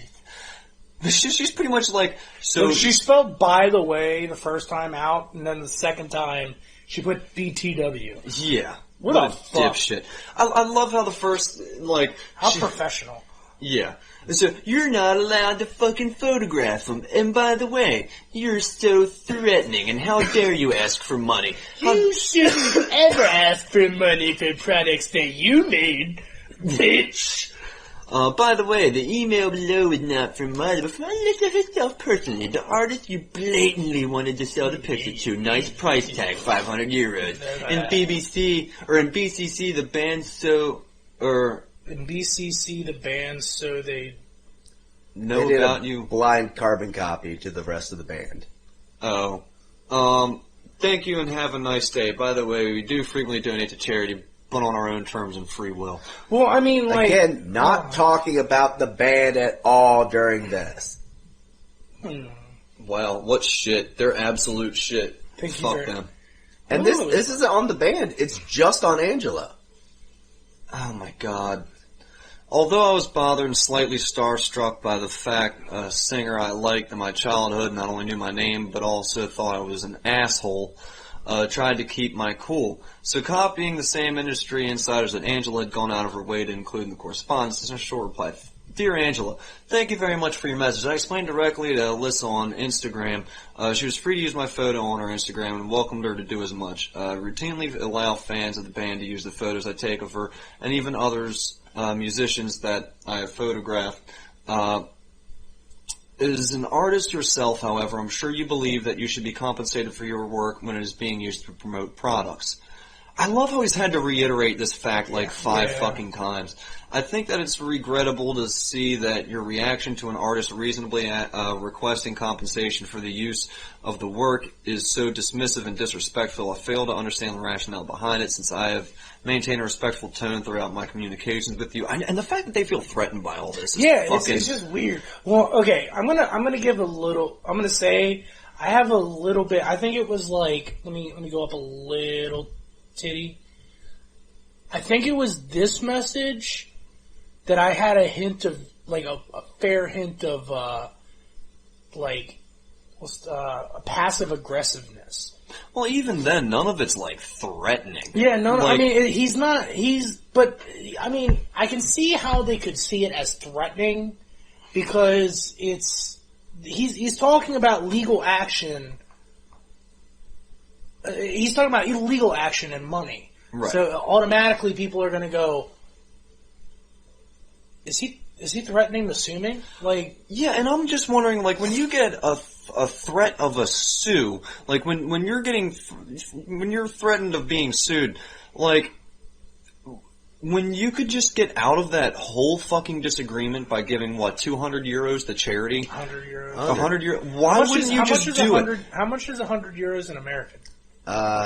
Close to $100. I mean, yeah, it's maybe almost. Like, it might be like $80. Yeah, but like it's higher than the dollar. I don't know what it is right now, but it's between $100 and $200. Oh, okay, well, whatever. It's just like that's got to be peanuts to this fucking band. Why wouldn't you just pay that and be done and satisfy this fucking dude? He went to the fucking show and took the pictures band doesn't that you have used. to pay it. The clothing company has to pay it. Yeah, this isn't about the band. Yeah, right. That's the worst part of all of it. Oh my god. For reasons I absolutely fail to understand, I've been accused of threatening someone for merely explaining that licenses need to be paid, mocked for the value of my work, and had my words and actions blatantly misrepresented. To make matters worse, Angela Gossow was very openly stating that she expected all photographers that cover Arch Enemy's shows to do so for free, to the benefit of the band. So that's dog shit. That's pretty fucked. After all, as she herself has said, no band wants to have photographers on site who later send such threatening correspondence to monetize their images. But they're photographers, you stupid bitch. Yeah. Like, they're photographers. You're a musician. If a commercial used your fucking song, like Toyota or some shit, used one of your fucking songs without your permission and giving you money, you would be on the same boat as this fucking guy. Exactly. How dare you ask for fucking money? Yeah, now let Toyota say that to you. Right. You know, like he's a photographer. He's doing the same fucking thing you are, trying to make a living. And I don't understand that shit. It's like promoters that make bands pay to play their fucking show. Mm-hmm. It's so fucking stupid. It would be like a more accurate analogy would be like, imagine if Angela shared something on Facebook that was a picture of herself, and then like all of her friends shared it, and she was perfectly fine with that because it's just all of her friends, and all of her friends of friends, and just some couple people she doesn't know, whatever. But then, like you said, Toyota gets a hold of it and then puts an ad on it and says, "Okay, everybody, happy fucking holidays. Here's a link to our shit, and this represents the way Angela here in this photo represents the vivacity of our product. Here you go. Fucking click on it." True. You'd be in the same Angela fucking loves the 2019 Tundra. Mm-hmm. Alright, so let's finish this out. Yeah, to get them out of the way, I think it's worth clarifying some points raised by Angela, so as to avoid confusion as to what I did or did not do. I've never tried to sell Angela White or Arch Enemy anything. In fact, I had briefly spoken with Alyssa on Instagram telling her that I was happy she liked my work after she reposted it. The only party that I contacted about a licensing issue was Thunderball Clothing. I've never contacted Arch Enemy or made any demands from the band or the label. Mm-hmm. 3, I never sent any threatening correspondence, as the messages clearly show. It's not only asserting my rights as an artist is not a threat, but also that none of my messages had even been included any mention of legal actions or repercussions. Hold on, I can kind of say bullshit on that part, because using the words passive aggressively too, because it sounded passive aggressive. using the words compensate and hold on, I had another. Yeah, basically saying in general. But you're pretty much saying for him using the correct legal terms, it comes off as threatening. Yeah, so that's to me. Like I feel like it would have been a little bit different if he hadn't thrown the legal aspect out there so quick and be like, well, that's just, hey, that's him. He's an attorney. I understand he's an attorney, but he needs to understand their mindset on it too. Like, but I think it's bullshit. Look, hold on. I think it's bullshit that I completely think it's bullshit that he got fucked over the way he did. I think it's bullshit that his prices got mocked because he takes great fucking pictures as we've seen up here. Let me pull one up real quick. Like that's a great fucking picture of the person that's bitching him out. So I feel like I'm on his side more. I'm just going to throw that out there.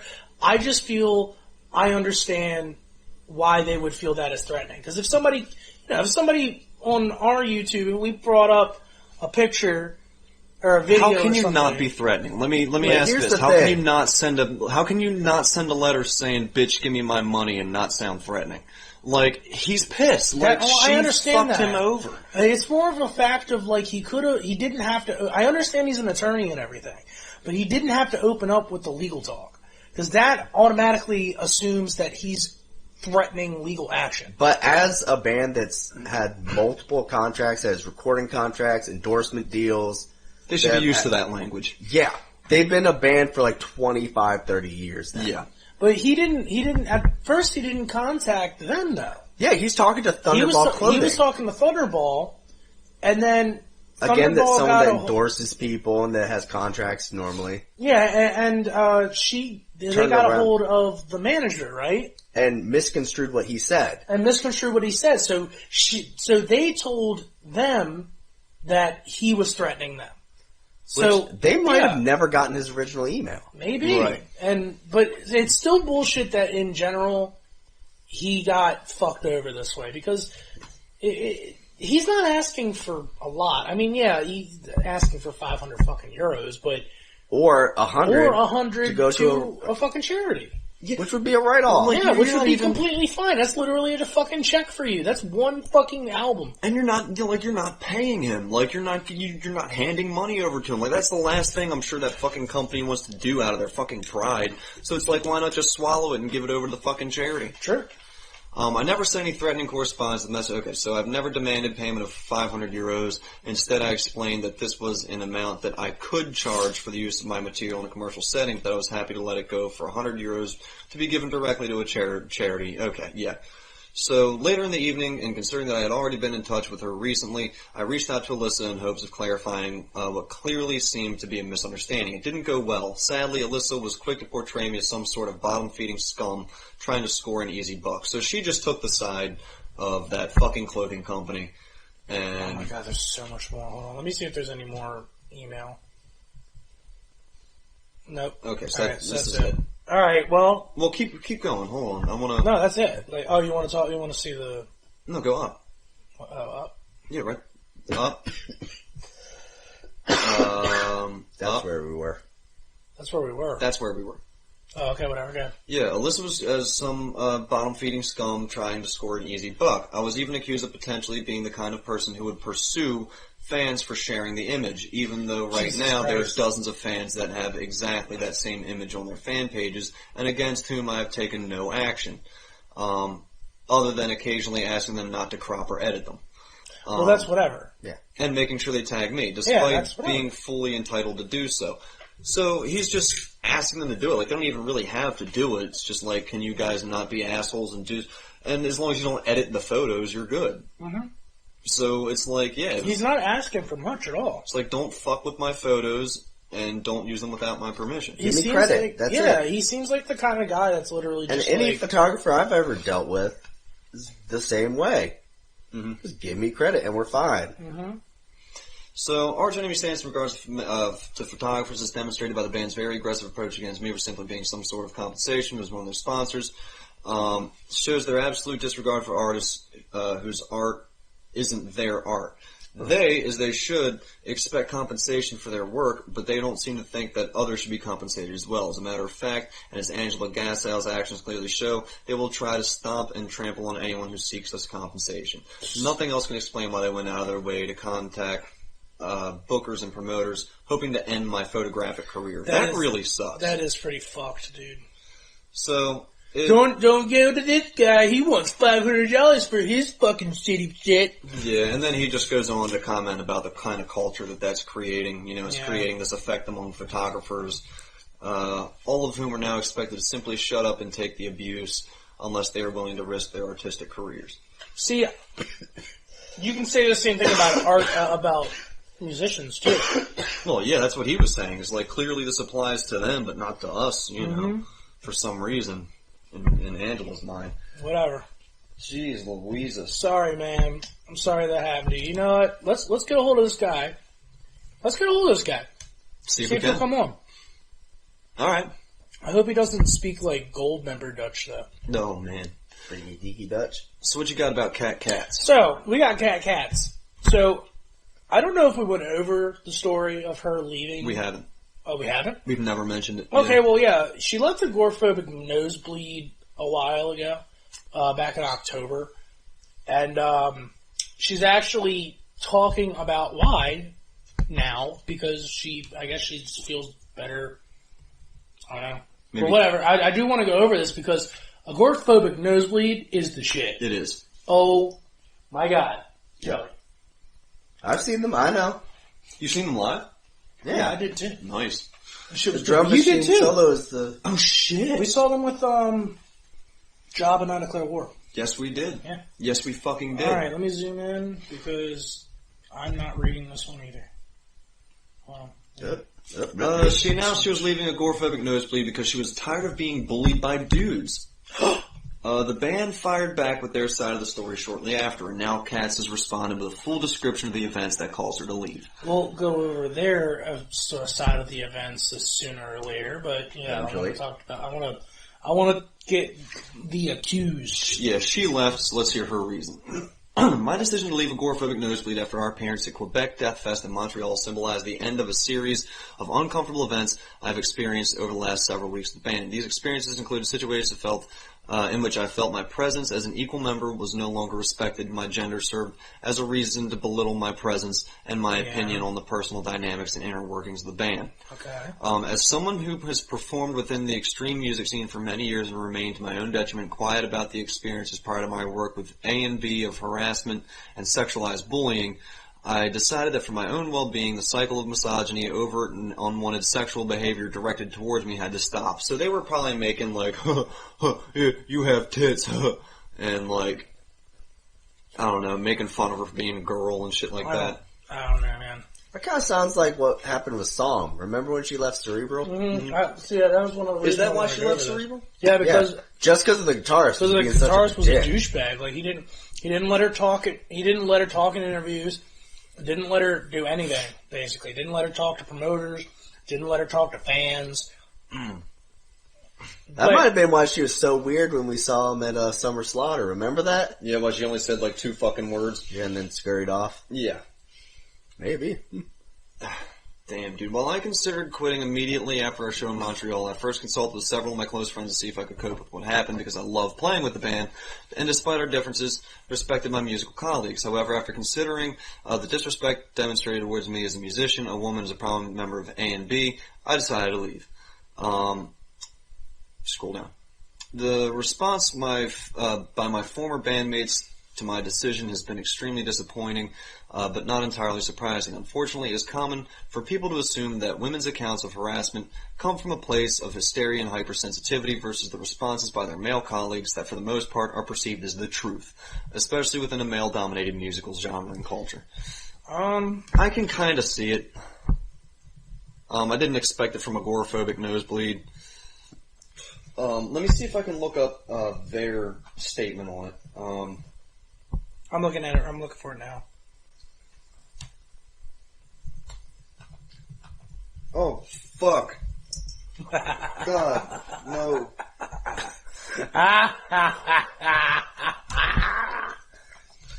I have Nosebleed. I am complete. Oh shit. What? Is it really that bad? Yeah? Is it that bad? Oh, Jesus fucking Christ. Whew, God damn. That is I'm just preparing that is pungent. ahead of time. Alright, here it is, I got it. Alright, let's do it. Jesus Christ, dude. You have it? You actually have a statement? I got one. Okay. Did you delete the Katz one? No, I didn't. Oh, Did man. I think you did. Oh, that's okay. Alright, vocalist Katz. So, news update. We've had some disagreements, with okay, wait. Shortly after Katz published her statement, Agoraphobic Nosebleed responded. Okay, so... Oh, hold on, that's from Metal Injection themselves. So this down here is... The band has now published their much of the side of their own story on what happened. Okay, if you watch footage from Agoraphobic Nosebleed's Quebec Death Fest set from Saturday, say that 5 times fast. Agoraphobic Nosebleed's Quebec Agoraphobic Nosebleed's Quebec Agoraphobic Nosebleed's Quebec Death Fest set. There you go. Let's try, Joe. How about you, Joey? Good. Y'all are dicks. Agoraphobic Nosebleed's Quebec Death Fest set. From Saturday, October 20th, you'll see a band of 4 people completely harmonious and happy to be performing music together. Catherine Katz has been with us in A and B since around 2007, 2008. We have been fortunate to work with her. Since that time, Kat has always been treated with respect as a person and as an artist, and every bit equal to any other member of the band. In fact, an entire EP arc was written specifically for her artistic aesthetic, in which she could revisit the slower, doomier music she always loved. That's kind of shitty. They're basically saying they did an entire album just for her. Yeah, why is that shitty?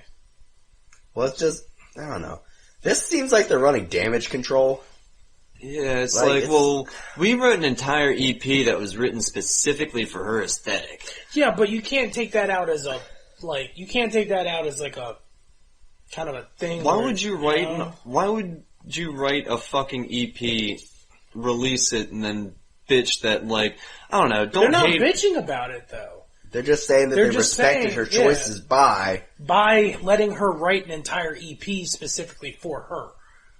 Like, I don't see that as a bad thing. Why would they release an EP that they don't like? Like, why would they do that? That seems like... They don't like it. Where did they say that they didn't like it?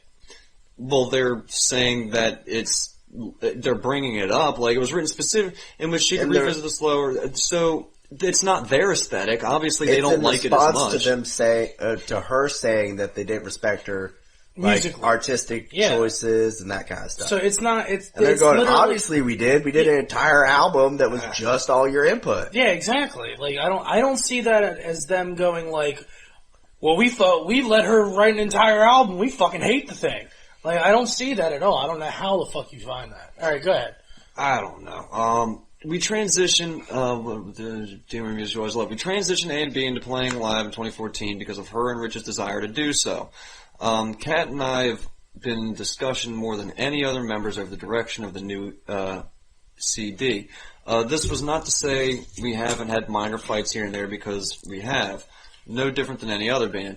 After the show around 3:30 a.m., October 21st, we all loaded the Uber with our gear to meet back at the hotel. John was taking the gear in the Uber, and the rest of us were to walk and meet him there to unload. When we got there, Rich and I realized that Kat had not arrived with John in the Uber. We texted to find out she needed help or was just off doing her own thing. Oh, we texted her to find out if she needed help or if she was off doing her own thing. After loading the gear into the hotel, she still hadn't responded, so we all felt we had to get back and look for her in the event something did happen to her. I texted and called her once, twice more, in case the phone was buried somewhere and she couldn't hear the notifications, but I received no reply. Returning to the club, John, Rich, and I found no one who knew where she was. After 45 minutes or so, she replied that she was fine, that she was helping some person who was having an apparent mental emergency. I told her that we were worried about her and that she should have told us what she was doing. I yelled it, actually, because we were genuinely concerned and had mobilized to go find her. That seems like a lot of details to remember from something that was like Actually, I don't know. That was only a few days before this. I don't see that.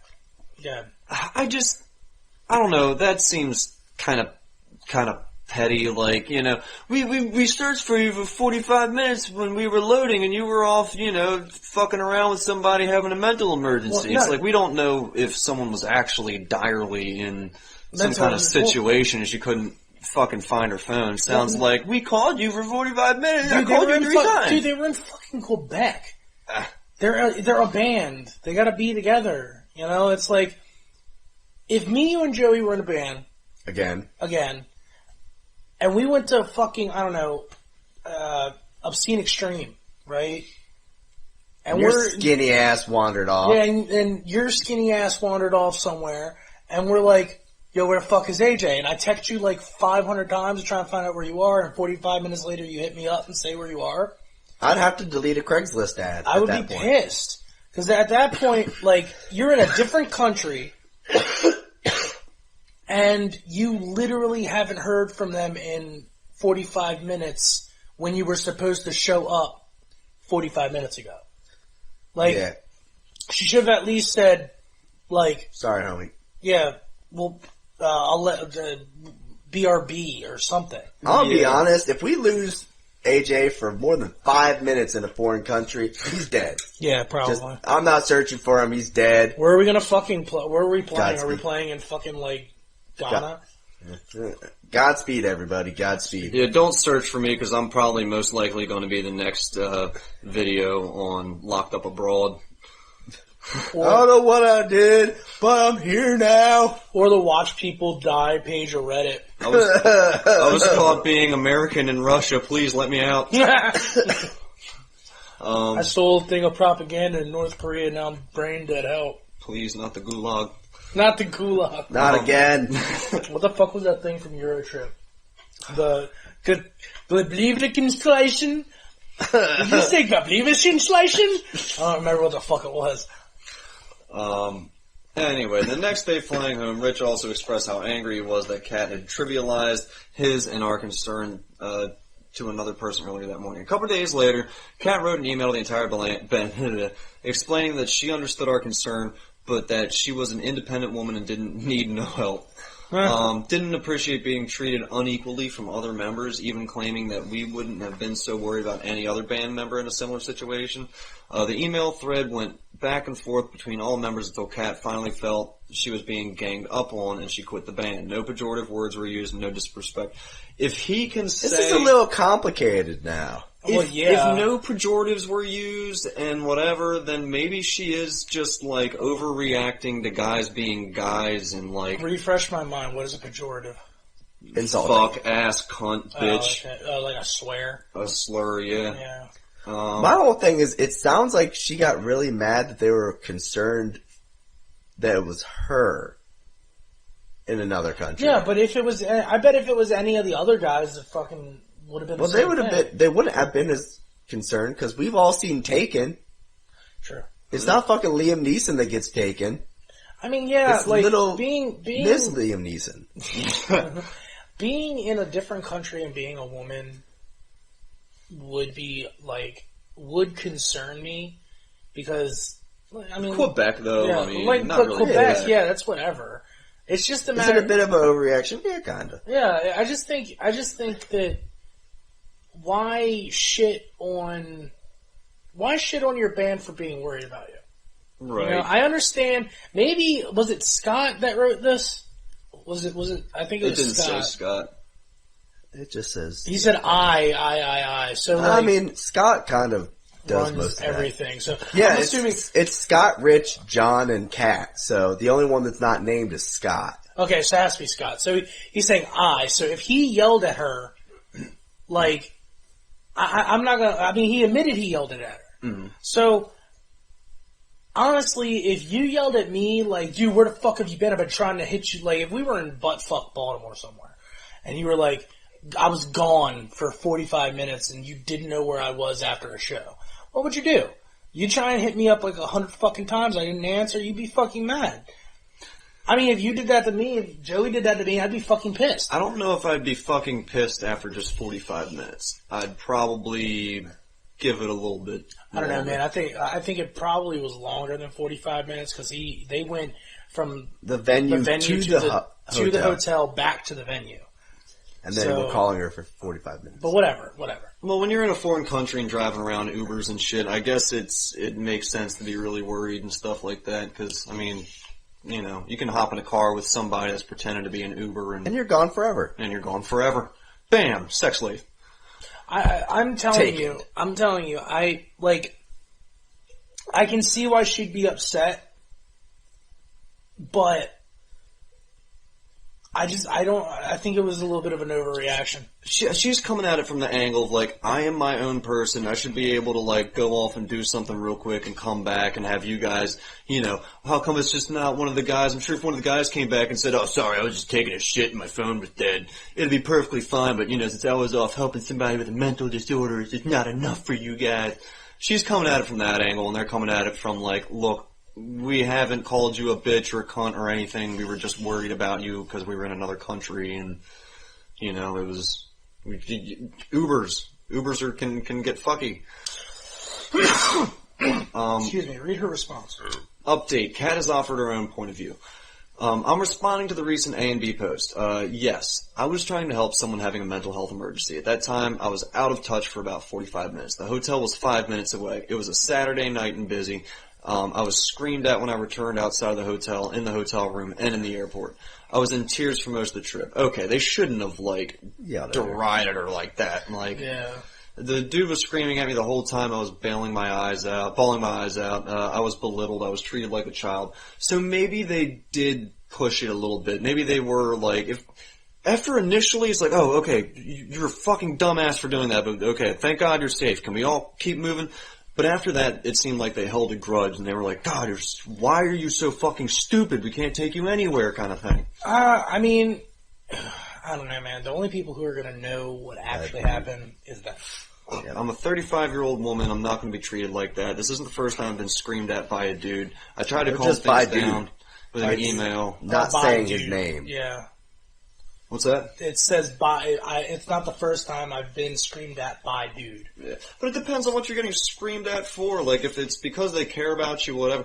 But, again, like, it seems like they had good intentions, but they might have carried a little too much of a grudge afterwards, and that's what she's getting. But you never know, dude. Maybe she was the one that kept bringing it up. Like, I can't believe you guys got yelled at me.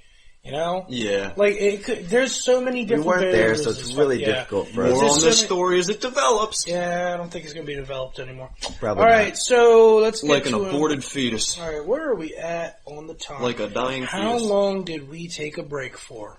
15 minutes? About 15. All right, so we're at about a minute and 30. Hour 30. Hour 30, yeah. Minute and 30. You're all good there, Mikey. So, let me see here. I need some of that butt pussy. Okay, well, I got one more here. That's fine. I mean, you can still hand me the butt pussy. Anyway, so, which one are we doing now, AJ?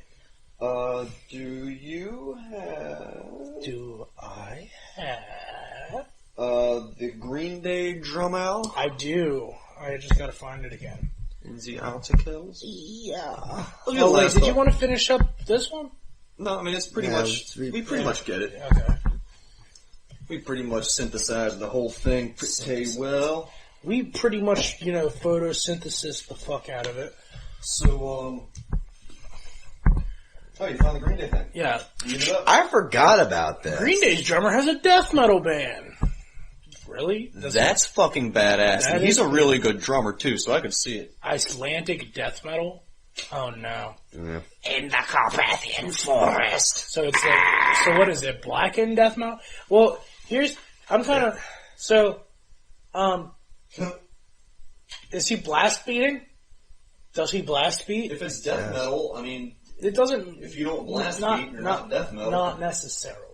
No, I think blast beats... Joey, would you say blast beats are an essential, like a quintessential fundamental thing of death metal? Yes. Like, if you don't have blast beats, you're not really death metal. I mean, I agree, but that doesn't mean that they agree. And it's like, if you don't have blast beats, then you're just like doom metal. Like, then you're 6 feet under. Then you're just thrash. 6 feet under. I've heard thrash with some blast. Yeah, they've got a lot. They've got blast beats? Yeah. I didn't know that. What, 6 feet? Yeah. Yeah.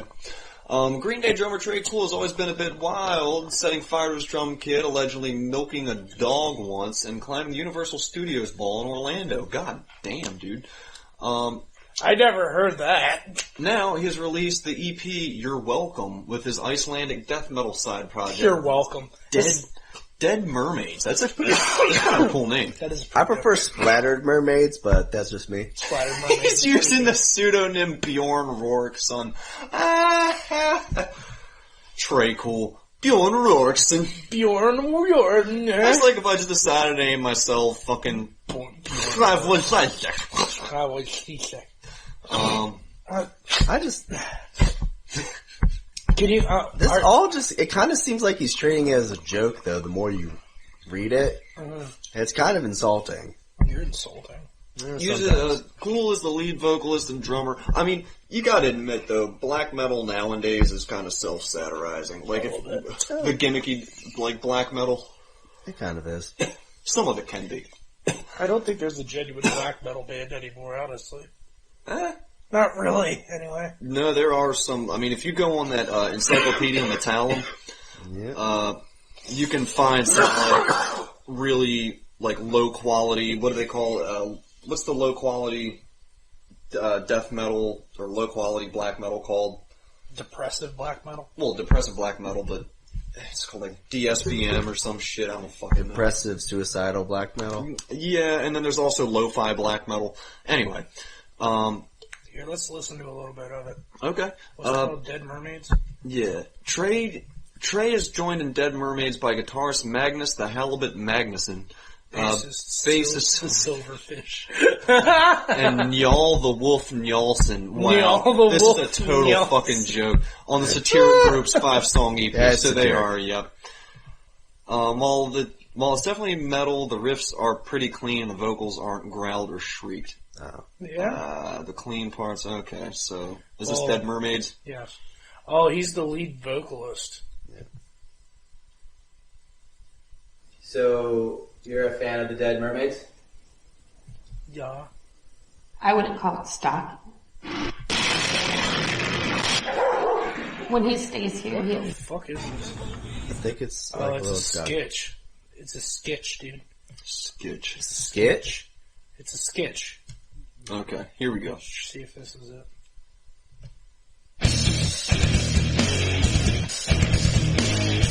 Oh no, it's like tough guy metal. It's like Radioactive fluid coursing through my veins. Bits of not fucking death metal. This is It kind of reminds me of King Diamond. Yeah, but King Diamond's not even death metal. I know, I'm just saying, it kind of reminds me of that. Yeah, like, definitely. someone tried. Grandma, what does it like? Someone tried to take my fish. someone tried to take my fish. Someone. Okay, no, I can't. This is stupid. That's bad. Yeah, I don't know. Tre not Cool death is canceled, everybody. He's canceled. Let's see if it has any turnout. Like, let's see if this album actually fucking went anywhere. It's like, Keep going down. This passages sound more like Guar's late odorous Urungus than, say, David Vincent. The songs like My Fish, Whipping Song, and Kill, Eat, Shit, Repeat. The band is kind of like a cross between Tenacious D and Death Clock. but there's not really, But they don't have the prestige of Tenacious D and Death Clock. It's just, like, they're just punk guys The quality. fucking around. I mean, they don't have the comedy like Tenacious D. Like, I Yeah. mean, he said he had a fish. That was kind of funny. And they don't have the brutality of Death Clock. Mm-hmm. So I don't know how the fuck you can even Because, say I mean, Death Clock is made up of actually great Good musicians. fucking Gene musicians. Hoglan's in it. Right. One of the best drummers in metal, period. that. Yeah, he's got that polyrhythmic bullshit, man. He's a fucking clock. He is. Mike, let's go into that religious folder, man. Ooh, my favorite part of this fucking podcast. Oh boy. Oh boy. Oh boy. Oh boy. We need an intro. man. What is that fucking religious filter? There it is. If you make a drum beat, I'll write something to it. Okay. Mike. What we got? Let's do, We need to delete some of these, dude. Yo, we didn't do Steve Harvey. Okay, let's do Steve Harvey. You want to do Steve Harvey? Yeah, we got Joey here. Let's do Steve Harvey. Does he have a relationship with God? You sitting up here talking to a dude and he tells you he's an atheist, you need to pack it up and go home. Alright, listen with your Velcro ass mustache. Alright, I'm done. Why's Tyra Banks on there? Because it's her show. Oh, okay. He's on her show. He's on her show. If you see an atheist, just shut down the conversation like a little bitch and walk away. If you see an atheist, just kick him in the nuts and scream rape.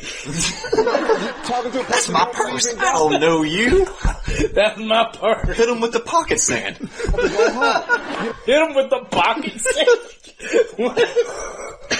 Alright, Rusty Shackleford. Oh no. Talking to a person who don't believe in God, you finna, what's his moral barometer? Where is it at? It's nowhere. Speaking of God. Wait, what the fuck is a moral barometer? It's, what do you use to gauge morality? And it's like... Wait, why didn't you just But say a barometer is used to gauge weather. Yeah. And specifically air pressure. Well, no, that is a phrase, though. A moral barometer is a common phrase. Still, dude, you don't have to... It's more of a metaphor. But, That's kind of stupid. I don't know. If your morality is based solely on what a book tells you is right or wrong, rather than what you believe, and, without that, then it might just be fucked. Yeah, I agree. If you allow a book to do that, you're fucked. Yeah, if you allow a book to even tell you what's right and wrong, you're fucking psychopath. Well, no, I mean, you should look and read as much things and get as many opinions and whatever. But the whole thing is to synthesize it into your own opinion. Let me reiterate that. Fairy tales. Information is power. No, because you can still go to fairy tales for a lot of meaning, and you can still have, I know a lot of people that pick up chicks based on Grimm's fairy tales. I mean... Mainly the finding dead chicks in, woods. Yeah. So he finds dead chicks in the woods and reads them, H.P. Lovecraft? Yeah, it's interesting. My whole thing is that, morality, I think, should always be, situational, flexible, malleable. Because think of any blanket statement, and you can probably think of some kind of situation you can run into that'll contradict it. Like, thou shalt not kill. Okay, well, what if I just got hit by a fucking train and, half my body's chopped off, and I'm literally grabbing you by the shirt collar, fucking kill me, please! For the love of God, it would be good for me if I died. And what really fucking sucks is, that's pretty brutal. That counts as assisted suicide. And that's illegal. Right. So, how about death with dignity, you fuck? Seriously, I'd much rather take a bullet to the head than die of cancer. Yeah. You say in the book that you wouldn't go out with a woman. I guess a woman should not go out with a man who doesn't believe in God. No, I mean, why would you? Well, do you believe that only people who are do it like nobody's watching. Dude, religious bitches are so freaky. No, they're not. They'll let you do anything. No, they won't. Mine. Anyway, so let's just Depends on the religion. Let's go back to Steve Harvey's mustache. How the fuck is it so tight to his face? I just hate how he thinks that we're undeserving. Look at it. He thinks we're undeserving of love. He's like, why would you love an atheist? Why would you? Why would you want to be with a man that doesn't believe in a fucking... I don't understand. Flying sky daddy. Dude, you're black. This fucking religion was used to fuck over your people for so long, and you just wholesale buy into it, hook, line, and sinker. You fucking idiot. Fuck you and your dumb fucking And then your mustache. ancestors converted to it and then fucked you up because now you believe that a guy is telling you what to do. Oh my god. Fucking idiot. And it's a white guy, too. And it's a white guy. God. Yeah, well, I bet, I don't know. There's a lot of black dudes that I know that, stick to the whole, Black God. Jesus is black, or God is black. It would make more sense for God to be black, because the original humans were black. Yeah, it's just one of those things where, I don't understand how Jesus was Middle Eastern, because he was born in the fucking Middle East. Yeah, he's olive skin, though. He's not black. Yeah, he was Middle Eastern, so he looked like that dude from Lost. True. But Saeed. Yeah. Saeed. Well, I don't know, because there's that whole thing where, God made us in his image bullshit. Mm-hmm. And I guess that means God can be whatever you think he looks like. Or Go be a lord somewhere else. religious or ethical and moral? No, I just believe if you don't believe in God, then where's your moral barometer? That's just me talking. I You can understand, believe what you yeah. want to believe. Yeah, and you I've been on talking the is shelf. making me cringe. What does it matter? Okay, so she just said, do you believe that atheists can still be moral? And she's like, yeah, but I just, or he's like, yeah, but I just don't see where they get their moral. Okay, well, if they can still be moral and still be good and all of this shit, where does it matter where they get their moral barometer where does it from? fucking matter? If they Like, still have one. Yeah, like, plenty of atheists don't go around killing and raping people. I got mine from Amazon. Good one. Yeah. Is it a weather balloon? Is it just labeled a moral barometer? Yeah. Yeah. Yeah, I bet your Chinese. moral barometer is going to just go... I think my $50 was just taken by a Chinese guy. Oh, no. $4.99 shipping and handling. I went on eBay and I bought an Xbox last Christmas, and I got it in eBay land, and it said it was just a box with an X on it. Damn it. Atheist, you're basing your goodness and morality on what? I mean, but what is an atheist? I don't really get what into you that. You know believe what? is I right. talk to Yeah, people all like- the time. I'm an atheist. I just walk away. You believe the Bible is right. We believe it's not. I hate that fucking shit. We've watched this video like twice now, and I hate that is the look at the fucking screenshot. It's a very defeatist attitude of just kind it's of literally just like I don't feel like arguing. I don't feel like giving my point of view. Acknowledging I don't feel it. like fucking defending my argument. It's Go just- fuck yourself. Well, there's the preconception of it. The whole thing is that, like, why even go into it because they are scum? Like, they don't have morals, so it's not even worth it. Like, I don't understand whether it's like you don't understand because you don't engage, because you don't understand, because you don't engage, because you don't understand. It's like, you fucking asshole. You're in the fucking loophole fallacy, bro. Yeah. Like, you can't learn about people And if then you preach don't about- fucking talk about them. Yeah. You can't say that you're like, well, I don't care if you're an atheist, and then say, well, if an atheist come to me, I'm just going to walk away. I don't think anybody should date atheists. Like, yeah. you're gonna prevent your daughter, disown your daughter for dating a fucking atheist? No, man, all the atheists, we can't have atheists reproduce, AJ. We can't have atheists reproduce because then more atheists pop out of the atheism wombs and they contracept into some big atheist fucking creature like Voltron and fucking just destroy the shit like a motherfucking mob. I thought it was like the xenomorphs, just like an atheist pops out of a Christian person's stomach. Yeah, the fucking if the atheists reproduce, they're gonna lay their eggs into the Christian bodies, man. You know, my fucking atheist babies are gonna feed on your goddamn guts. The atheist queen. And they're all gonna come out looking like Richard Dawkins at his present age at birth. Or Gaddafi before he died. I don't know what to say to you. You Well, an know, atheist is someone who doesn't quite believe that there is somebody out his there, hammer some pants. God out there. well, then to me, you're an idiot. Okay. Whoa, what is she? What? I'm Well, sorry.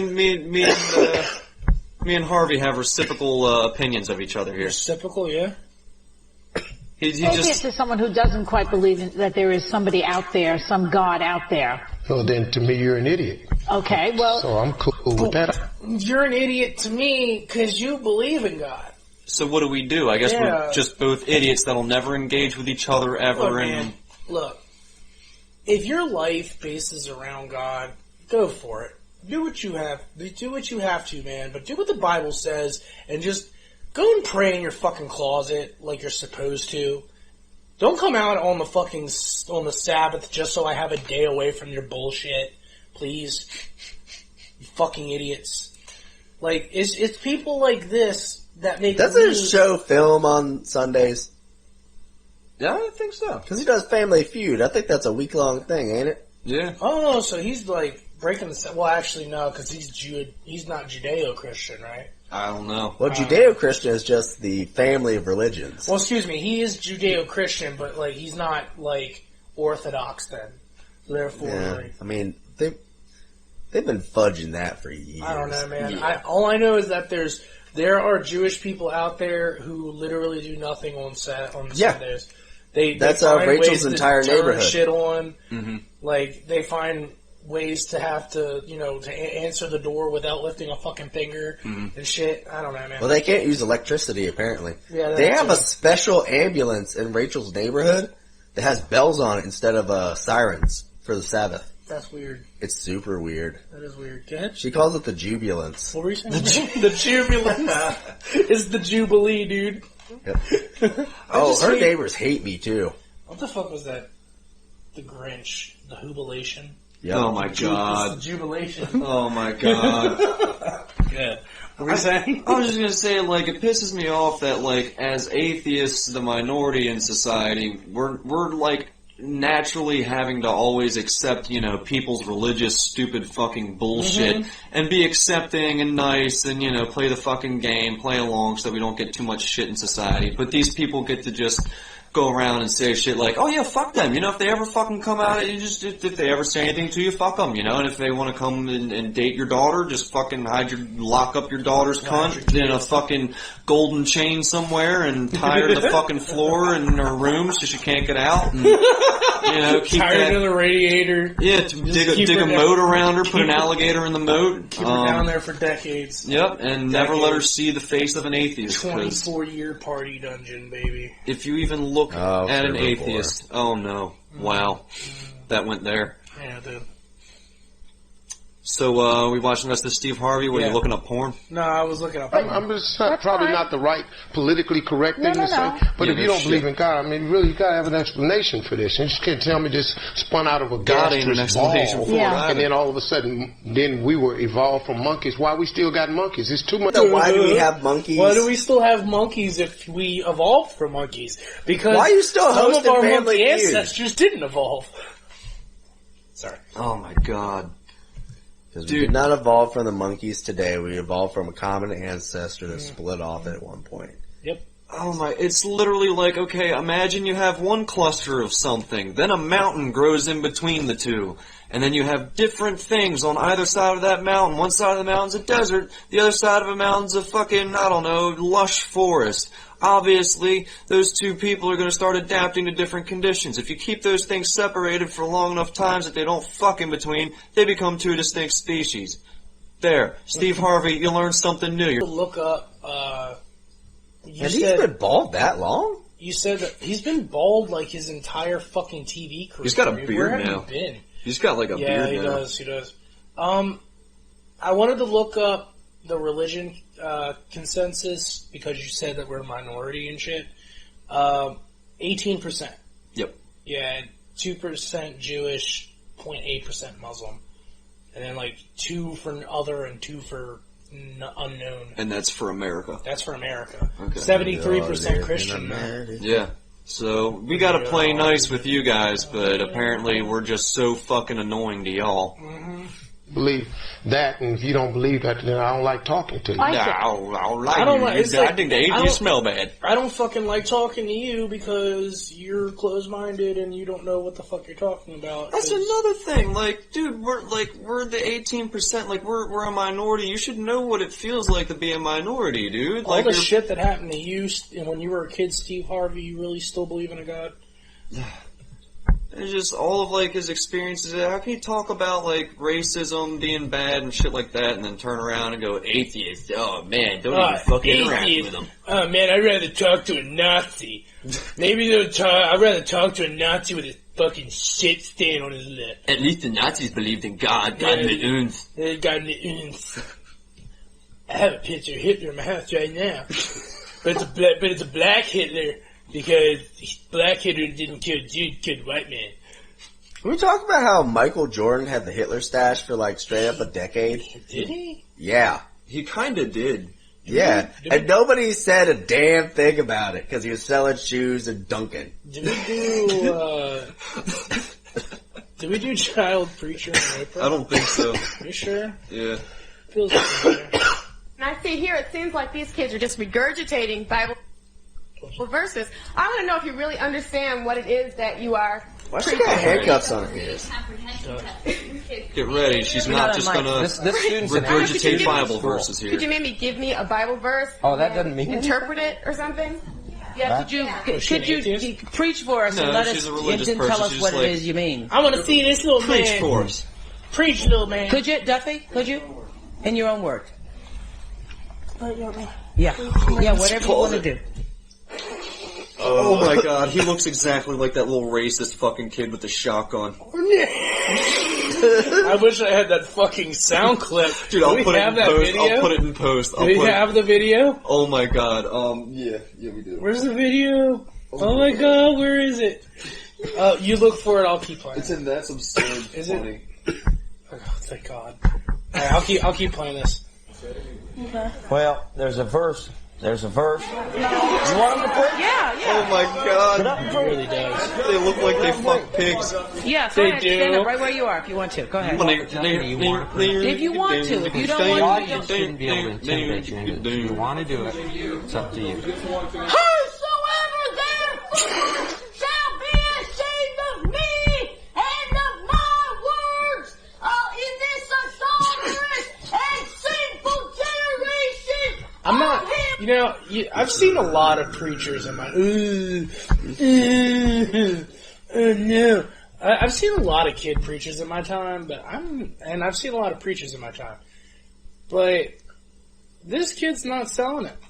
Oh, he really isn't. He's just screaming. He's like, He's just yelling at Oprah. Yeah, like, Oprah, Which now is a Are you convictable by death penalty offense. What, yelling at Oprah? Repeat after me. This is my gun. There are many others like it, but this one is mine.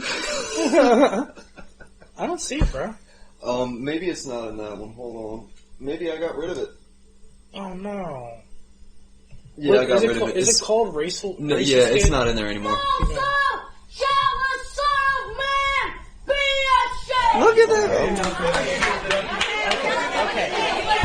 Okay. Now, wait a minute. Wait just a minute, please. People want to know what that means that you just said. In your own word, tell us, what does that mean? Yo, he looks like he's so scared he looks like he's about to cry. That's the first time he's ever seen a black person. That's the face. Yo. That's why he was yelling. Oh, no, dude. It's like, maybe if I yell and assert my dominance over this preacher. I'm fucking broken. So did anybody hear what he actually said? No, I just heard yelling. Yeah, yelling. he was just yelling. Thou shalt. Let me hear. Wait just a minute, please. Want to preach? If you want to. If you don't want the to, audience shouldn't be able to intimidate you into this. If you want to do it, it's up to Father you. just looked like he smelled a fart. Whosoever therefore shall be ashamed of me and of my words in this adulterous and sinful generation, of him also shall There is a hurricane warning in southern Maryland. Everyone keep to your doors. Stay calm. It'll be fine and over soon.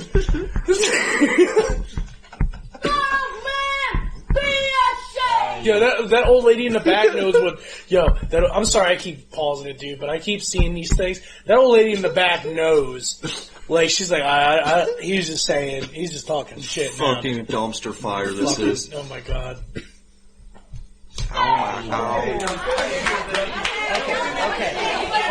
Okay. Now, wait just a minute, please. This kid is the People want living to know embodiment what of that loud means enough that to you be just right. He looks like In your John own word, Wayne tell us, Gacy's what does son. that mean? That's just what it says.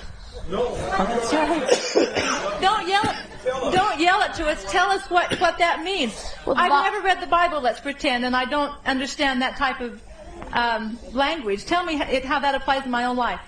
Well, why I'm screaming is the Bible definition of preaching is Isaiah 58:1. It says, "Cry aloud, spare not, lift up your voice like a trumpet." Stay away from the Bible, Governor. Tell us in your own words. How do you stay away from the Bible if you're going to preach, though? The Bible says you're to speak as the oracles of God. If you don't want to talk the way this Bible Dude, talks, he doesn't even you should fucking. keep. Okay, that explains everything. He didn't even know what the fuck he was saying. Mm-hmm.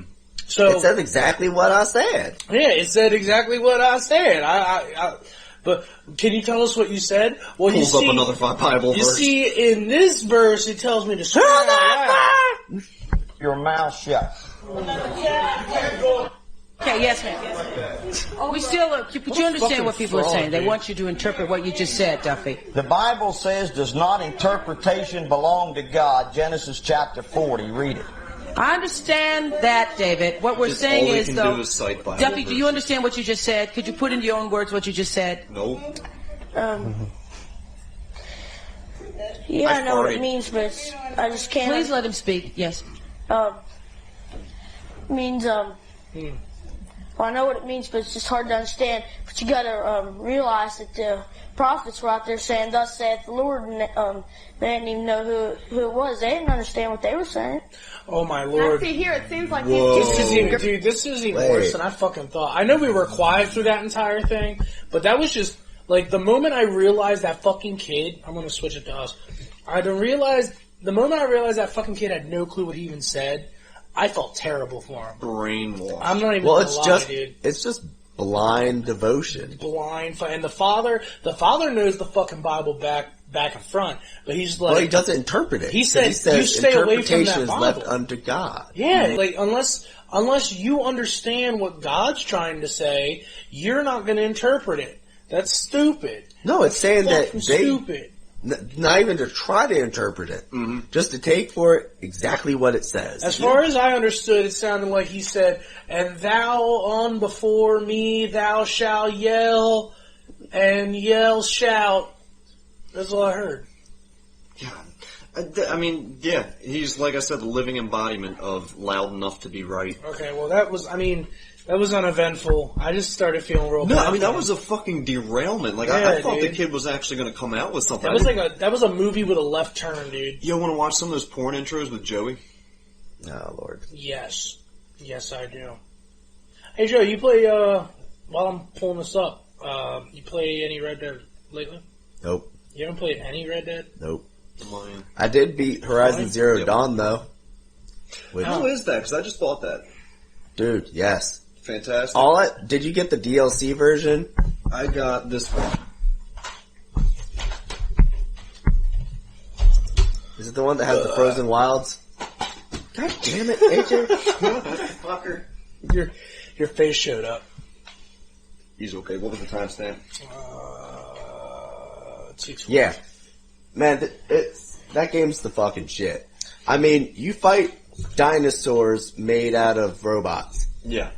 I don't have to say anything else. I mean, are there other methods? Can I? Robot dinosaur hunter. I need to derail this conversation real quick. No, fuck you. I need to say, Steve Harvey can suck my Vienna sausage, dude. Because that shit was ridiculous. You're so mad. Like, I am pissed. I can't, I hate people who are so close-minded like that. Just like the fucking preacher and his dad. I'm sure people are going to call us closed-minded. It's like, why are you closed-minded as Steve Harvey right now? But they don't understand that we're I watch Family Feud all the time, okay? Yeah. Every single time we walk outside, we're playing the game of better not say anything bad about the shit that we fucking hate. Because, the thing is that I can be closed-minded to that because I read the Bible and I interpret it the way that I interpret it. And you know what? It's it's all bullshit. You used your free agency to do that. Yeah, and I actually read the Bible front to back. I don't like it. I don't like what it teaches. I don't believe the stories that it says. I don't believe that there's some fucking magical man in the sky who's gonna fucking forgive me for my sins and not burn me. I can't deal with that shit. And that's why I'm closed-minded, because I already know that that's bullshit. Mm-hmm. And I don't care about all you born-again Christians that decide, you can suck my Vienna sausage too. And by that, I mean my small dick. Alright, let's get this done. Alright, back to Horizon Zero Dawn. Excellent game. Excellent game, okay. So, but is there any other method of fighting them? I saw the main method is like you have to set up a trap and get them to trip and then fuck them up. And is there any other? No, I've actually never used that weapon. Okay. Like, I might have used it once for a mission that required it, but no, not really. Generally, you can just fuck them up anyway. Oh, yeah. Okay. Cool. Oh, yeah, it's good. Joey, check out some of these porno intros. Damn They're it, great. I just switched to Joey because he was still talking. Mm-hmm. Alright, so we watched the beginning of this, but we're going to watch it again because Joey's here. I see you don't have a lifeguard here at your beach. I'm not at the beach. This is a bathtub. No body of water is safe without a lifeguard. She's so persistent. I love it. What are you doing here? There's the sharks in You here. can relax. She's the You're most safe caring now. lifeguard Your I've ever lifeguard's seen. here. Yeah, man. She's really concerned. Like that's the perfect business for her to get into. Dude, she just wants to save your butt and bust your nut.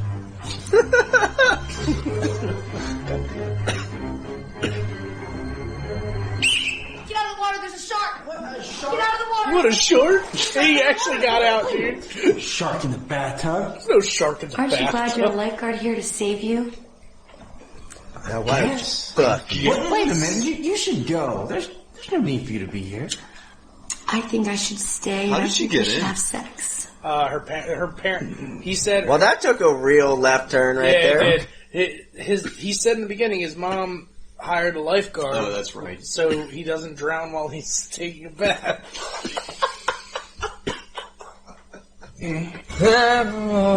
Oh, this was great, dude. Man, I roll it right. He is so Got Lawrence Krauss over there. Yeah, maybe he should take up accounting or law. You heard that? Hold on. You heard that Lawrence Krauss is And Neil deGrasse Tyson. yeah, and Neil deGrasse Tyson. They're under investigation for like Sexual harassment and shit. I can totally see Neil that. deGrasse Tyson. It's like apparently Stephen Hawking was an awful human being. Stephen Hawking? Yeah. Really? How Yeah. how could he be? Because I heard a lot of like him just being like a creep with that kind of shit. I'm gonna turn it to you guys. Stephen It's gonna be Hawking? interesting. Yeah. He had to be kind of like Oh yeah. verbally creepy. Show me that ass. What did he download Fruity Loops on his fucking telecom, dude? Show me that ass. Got a little pitch shifter on the side. Show me the ass. Ass. Ass and titties. Ass, titties, What if he titties, did what ass. Davey did? What if he did what Davey did in that fucking computer class you guys had? Where he just like... So Davey, like, you know the Kurzweil thing? That like... The read-along thing. Yeah, you type out and reads it. So Davey took the tempo and put it all the way up, and then just put a bunch of G's in and turned the volume all the way up. And in the middle of the classroom, there's this big fucking speaker that all the computers are hooked up to, and it's just play. He's like a fucking shot, like a Gatling gun, yeah. dude. Dude, I'm literally trying to think of ways how Stephen Hawking could even like perform sexual harassment. Well, I mean, he could probably. I mean, he could type it out. It's not like he can. It's not like he can say it or could say it. I know, but it's I don't know. I just don't. I heard shit about him being a racist too. What? I mean, damn. Citation needed heavily. I need to look in on that one. I'll see if I can find it. Yeah, definitely. Kill him. But yeah, Neil deGrasse Tyson can't do Star Talk. Now, let me prepare it the big sausage way. Oh, the big Lord. sausage way, not the small sausage way. Joe, you need some more water there, bud? What? Over here. Probably. Oh, it's okay. That's fucking the that's just how I get the pizza. Hey, come on with the pizza. I'm hungry. He's got to make every pizza perfect, Grandpa. Hey, man, it's not rocket science. Come on, get the pizza over here. I'm hungry. Daddy, what are you doing? He's probably just doing something special to it. Oh, I'm trying to do no anchovies. I'm sick, you know. Here you are. I hope you like it big sausage style. What?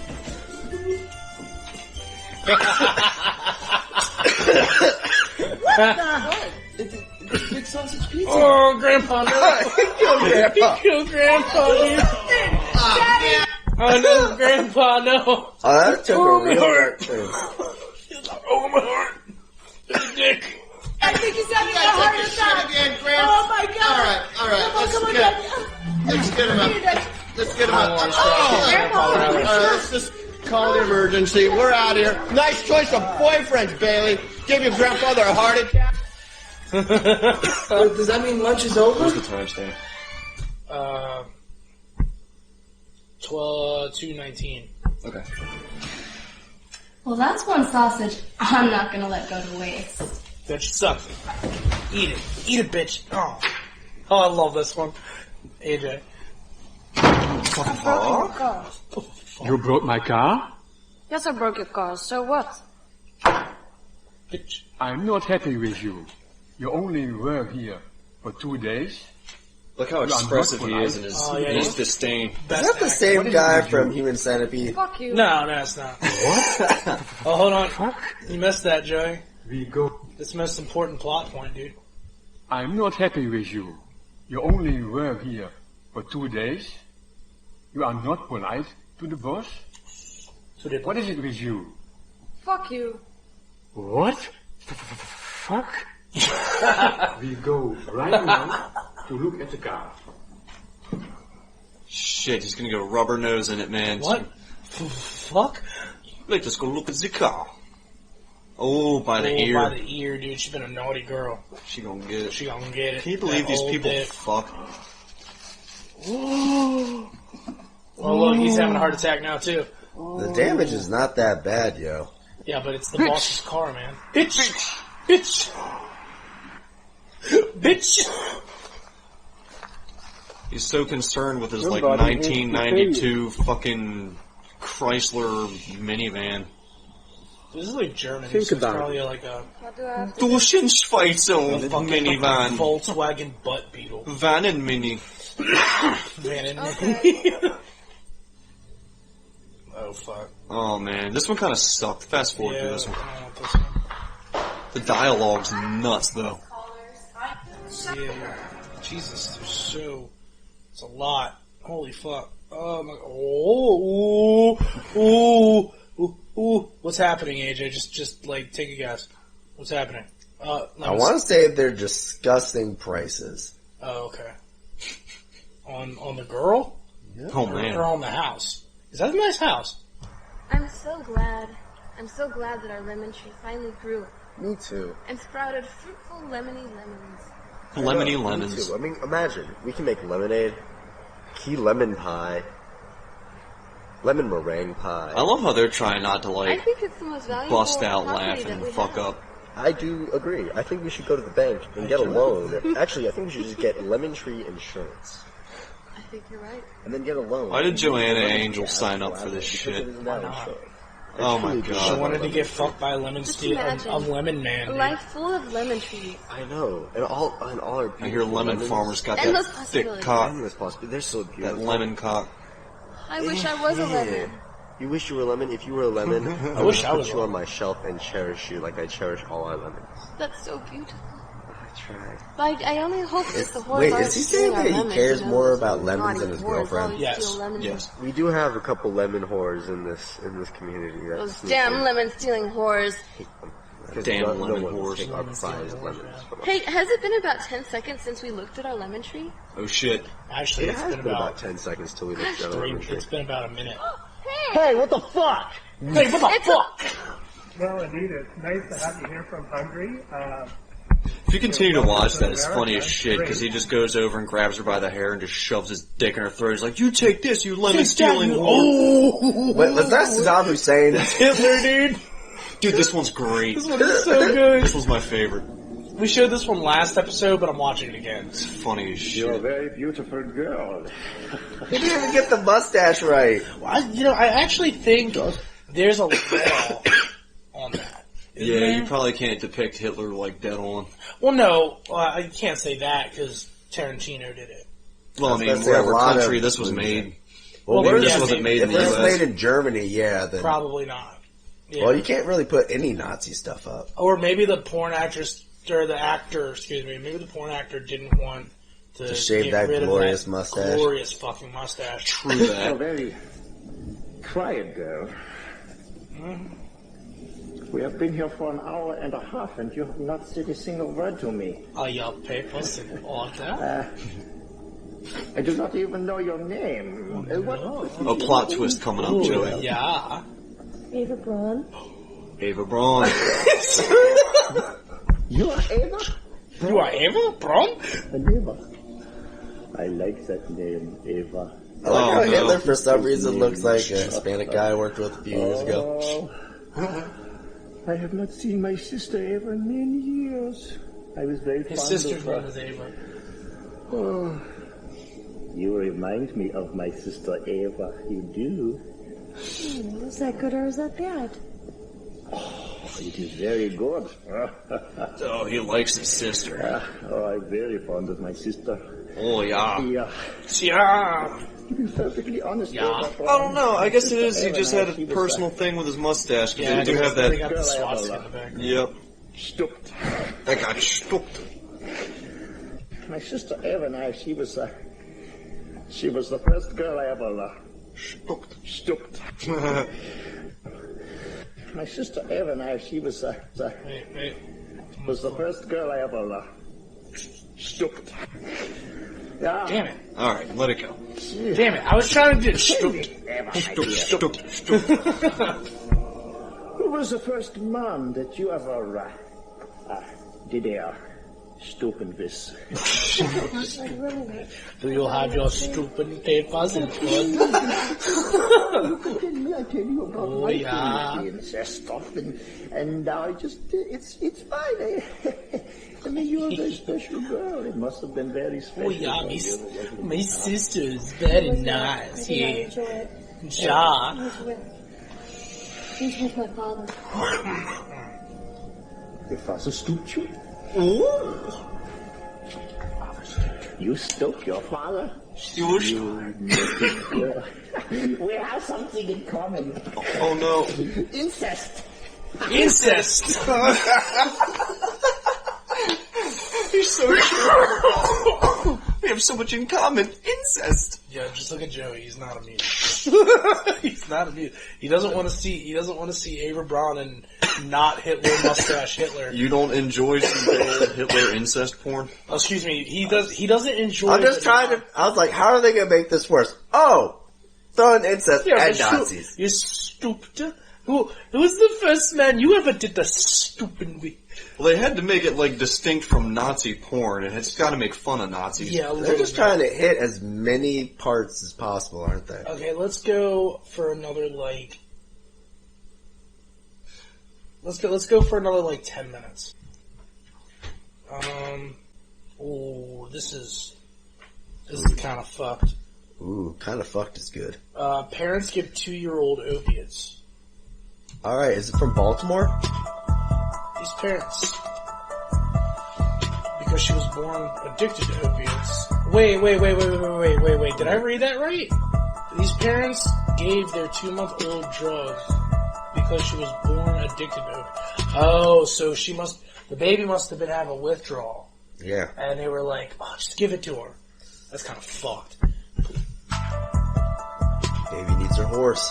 Gave the newborn crushed up pain meds hours after she was born. Dude, what? To hide signs of it? Oh my god, really? Yo, this text is going way too fast. What? Jesus Christ. Wait, so they gave the baby fucking... Wow, that's crazy. You have to hide signs of addiction from... Oh, that's crazy. Look at his head. Yeah, he's got a football head, dude. Yep. Or he's got egghead. Billy tried to detain him all at the store, so he handed his daughter off to a stranger in an attempt to drive off. Hot potato.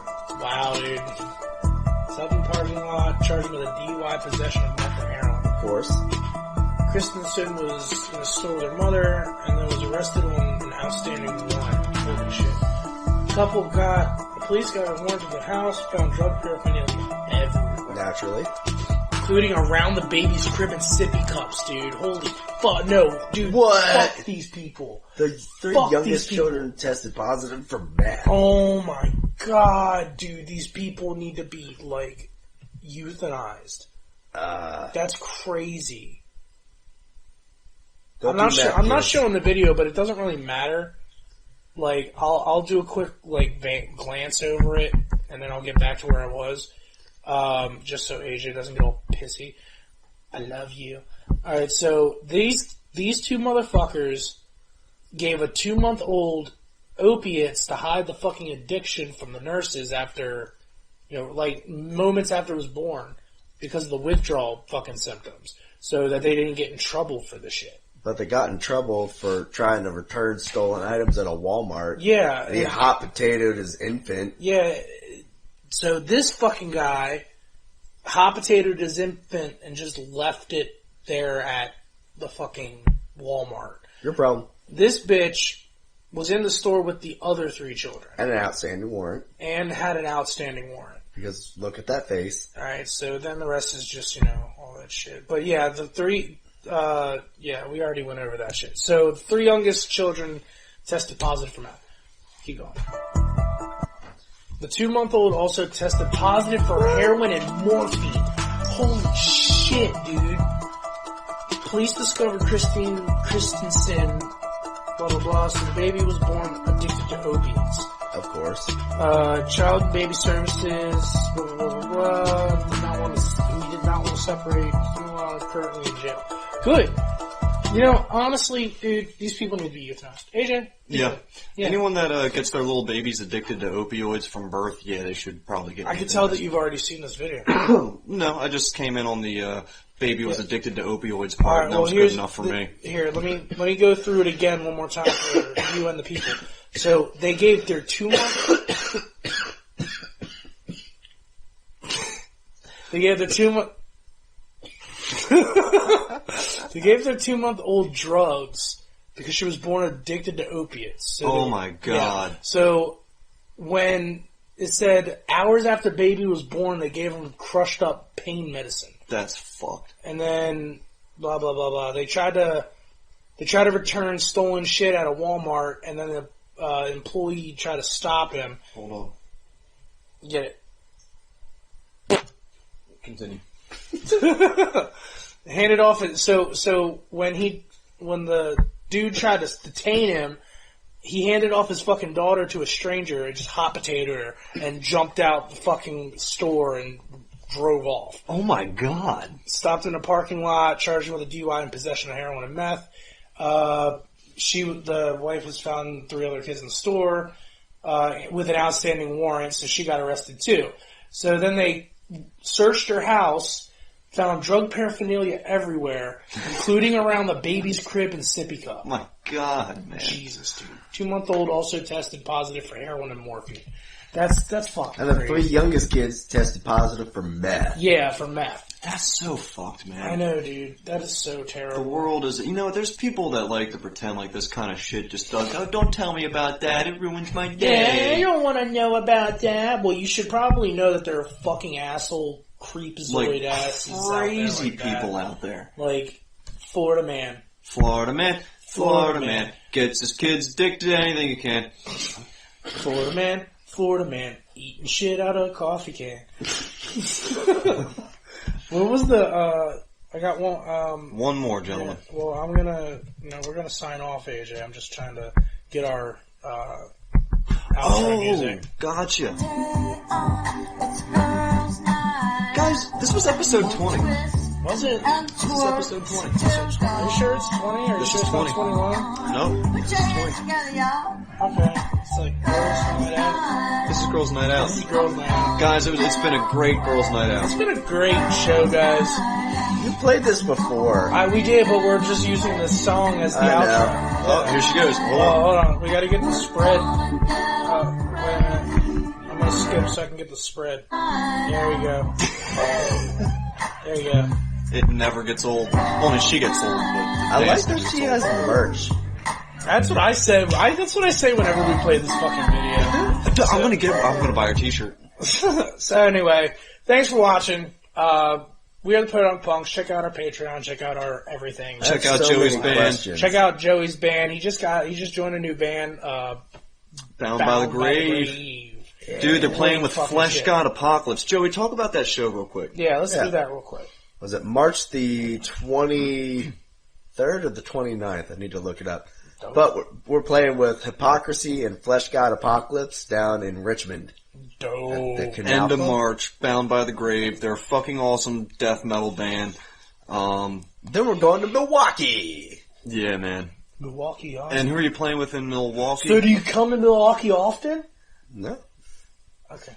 I know Deceased is on the bill and Anvil is. Dope. I'll say Hyraxes, maybe? Yeah. Damn, man. I'm not gonna lie. So all of Bound by the Grave is gonna be on a plane. I'm not gonna lie, dude. You leaving Visceral was actually a good idea. Yeah. It was a good idea. I wish them the best. They're family, but... You needed something more. We were in 2 different places. Gotta go where you can spread your wings and fly. Like, spread your ass and dance like this bitch. I need to get that Warwick endorsement. I buy too much shit. Spread your ass like this chick. It's a children's party, too. It is, dude. It is a children's party. Does she play at funerals? Probably. I would love it if she did. Weddings? What's abortion clinics? Have you ever wanted your vows redone while that bitch in a fucking teal blue jumpsuit spreads her ass and talks about girls' nights out? Can you imagine nights out. her outside of a fucking abortion clinic like, girls' night out. I'm 40 and I'm crazy. Nobody puts baby in a corner. That harmony. So soothing. I don't think you guys... Trying to get that screenshot. Not even better. Oh, man. Go back. I'm trying to Keep get playing it it. Keep work playing. on my head. AJ. AJ. I can almost smell it.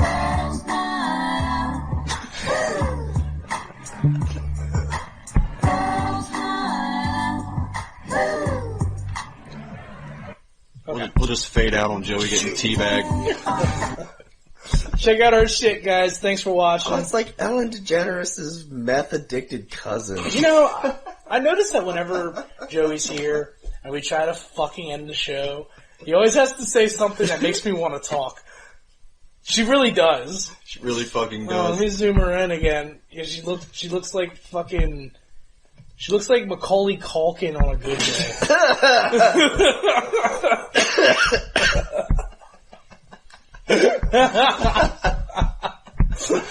That's great. Check out our shit. Peace.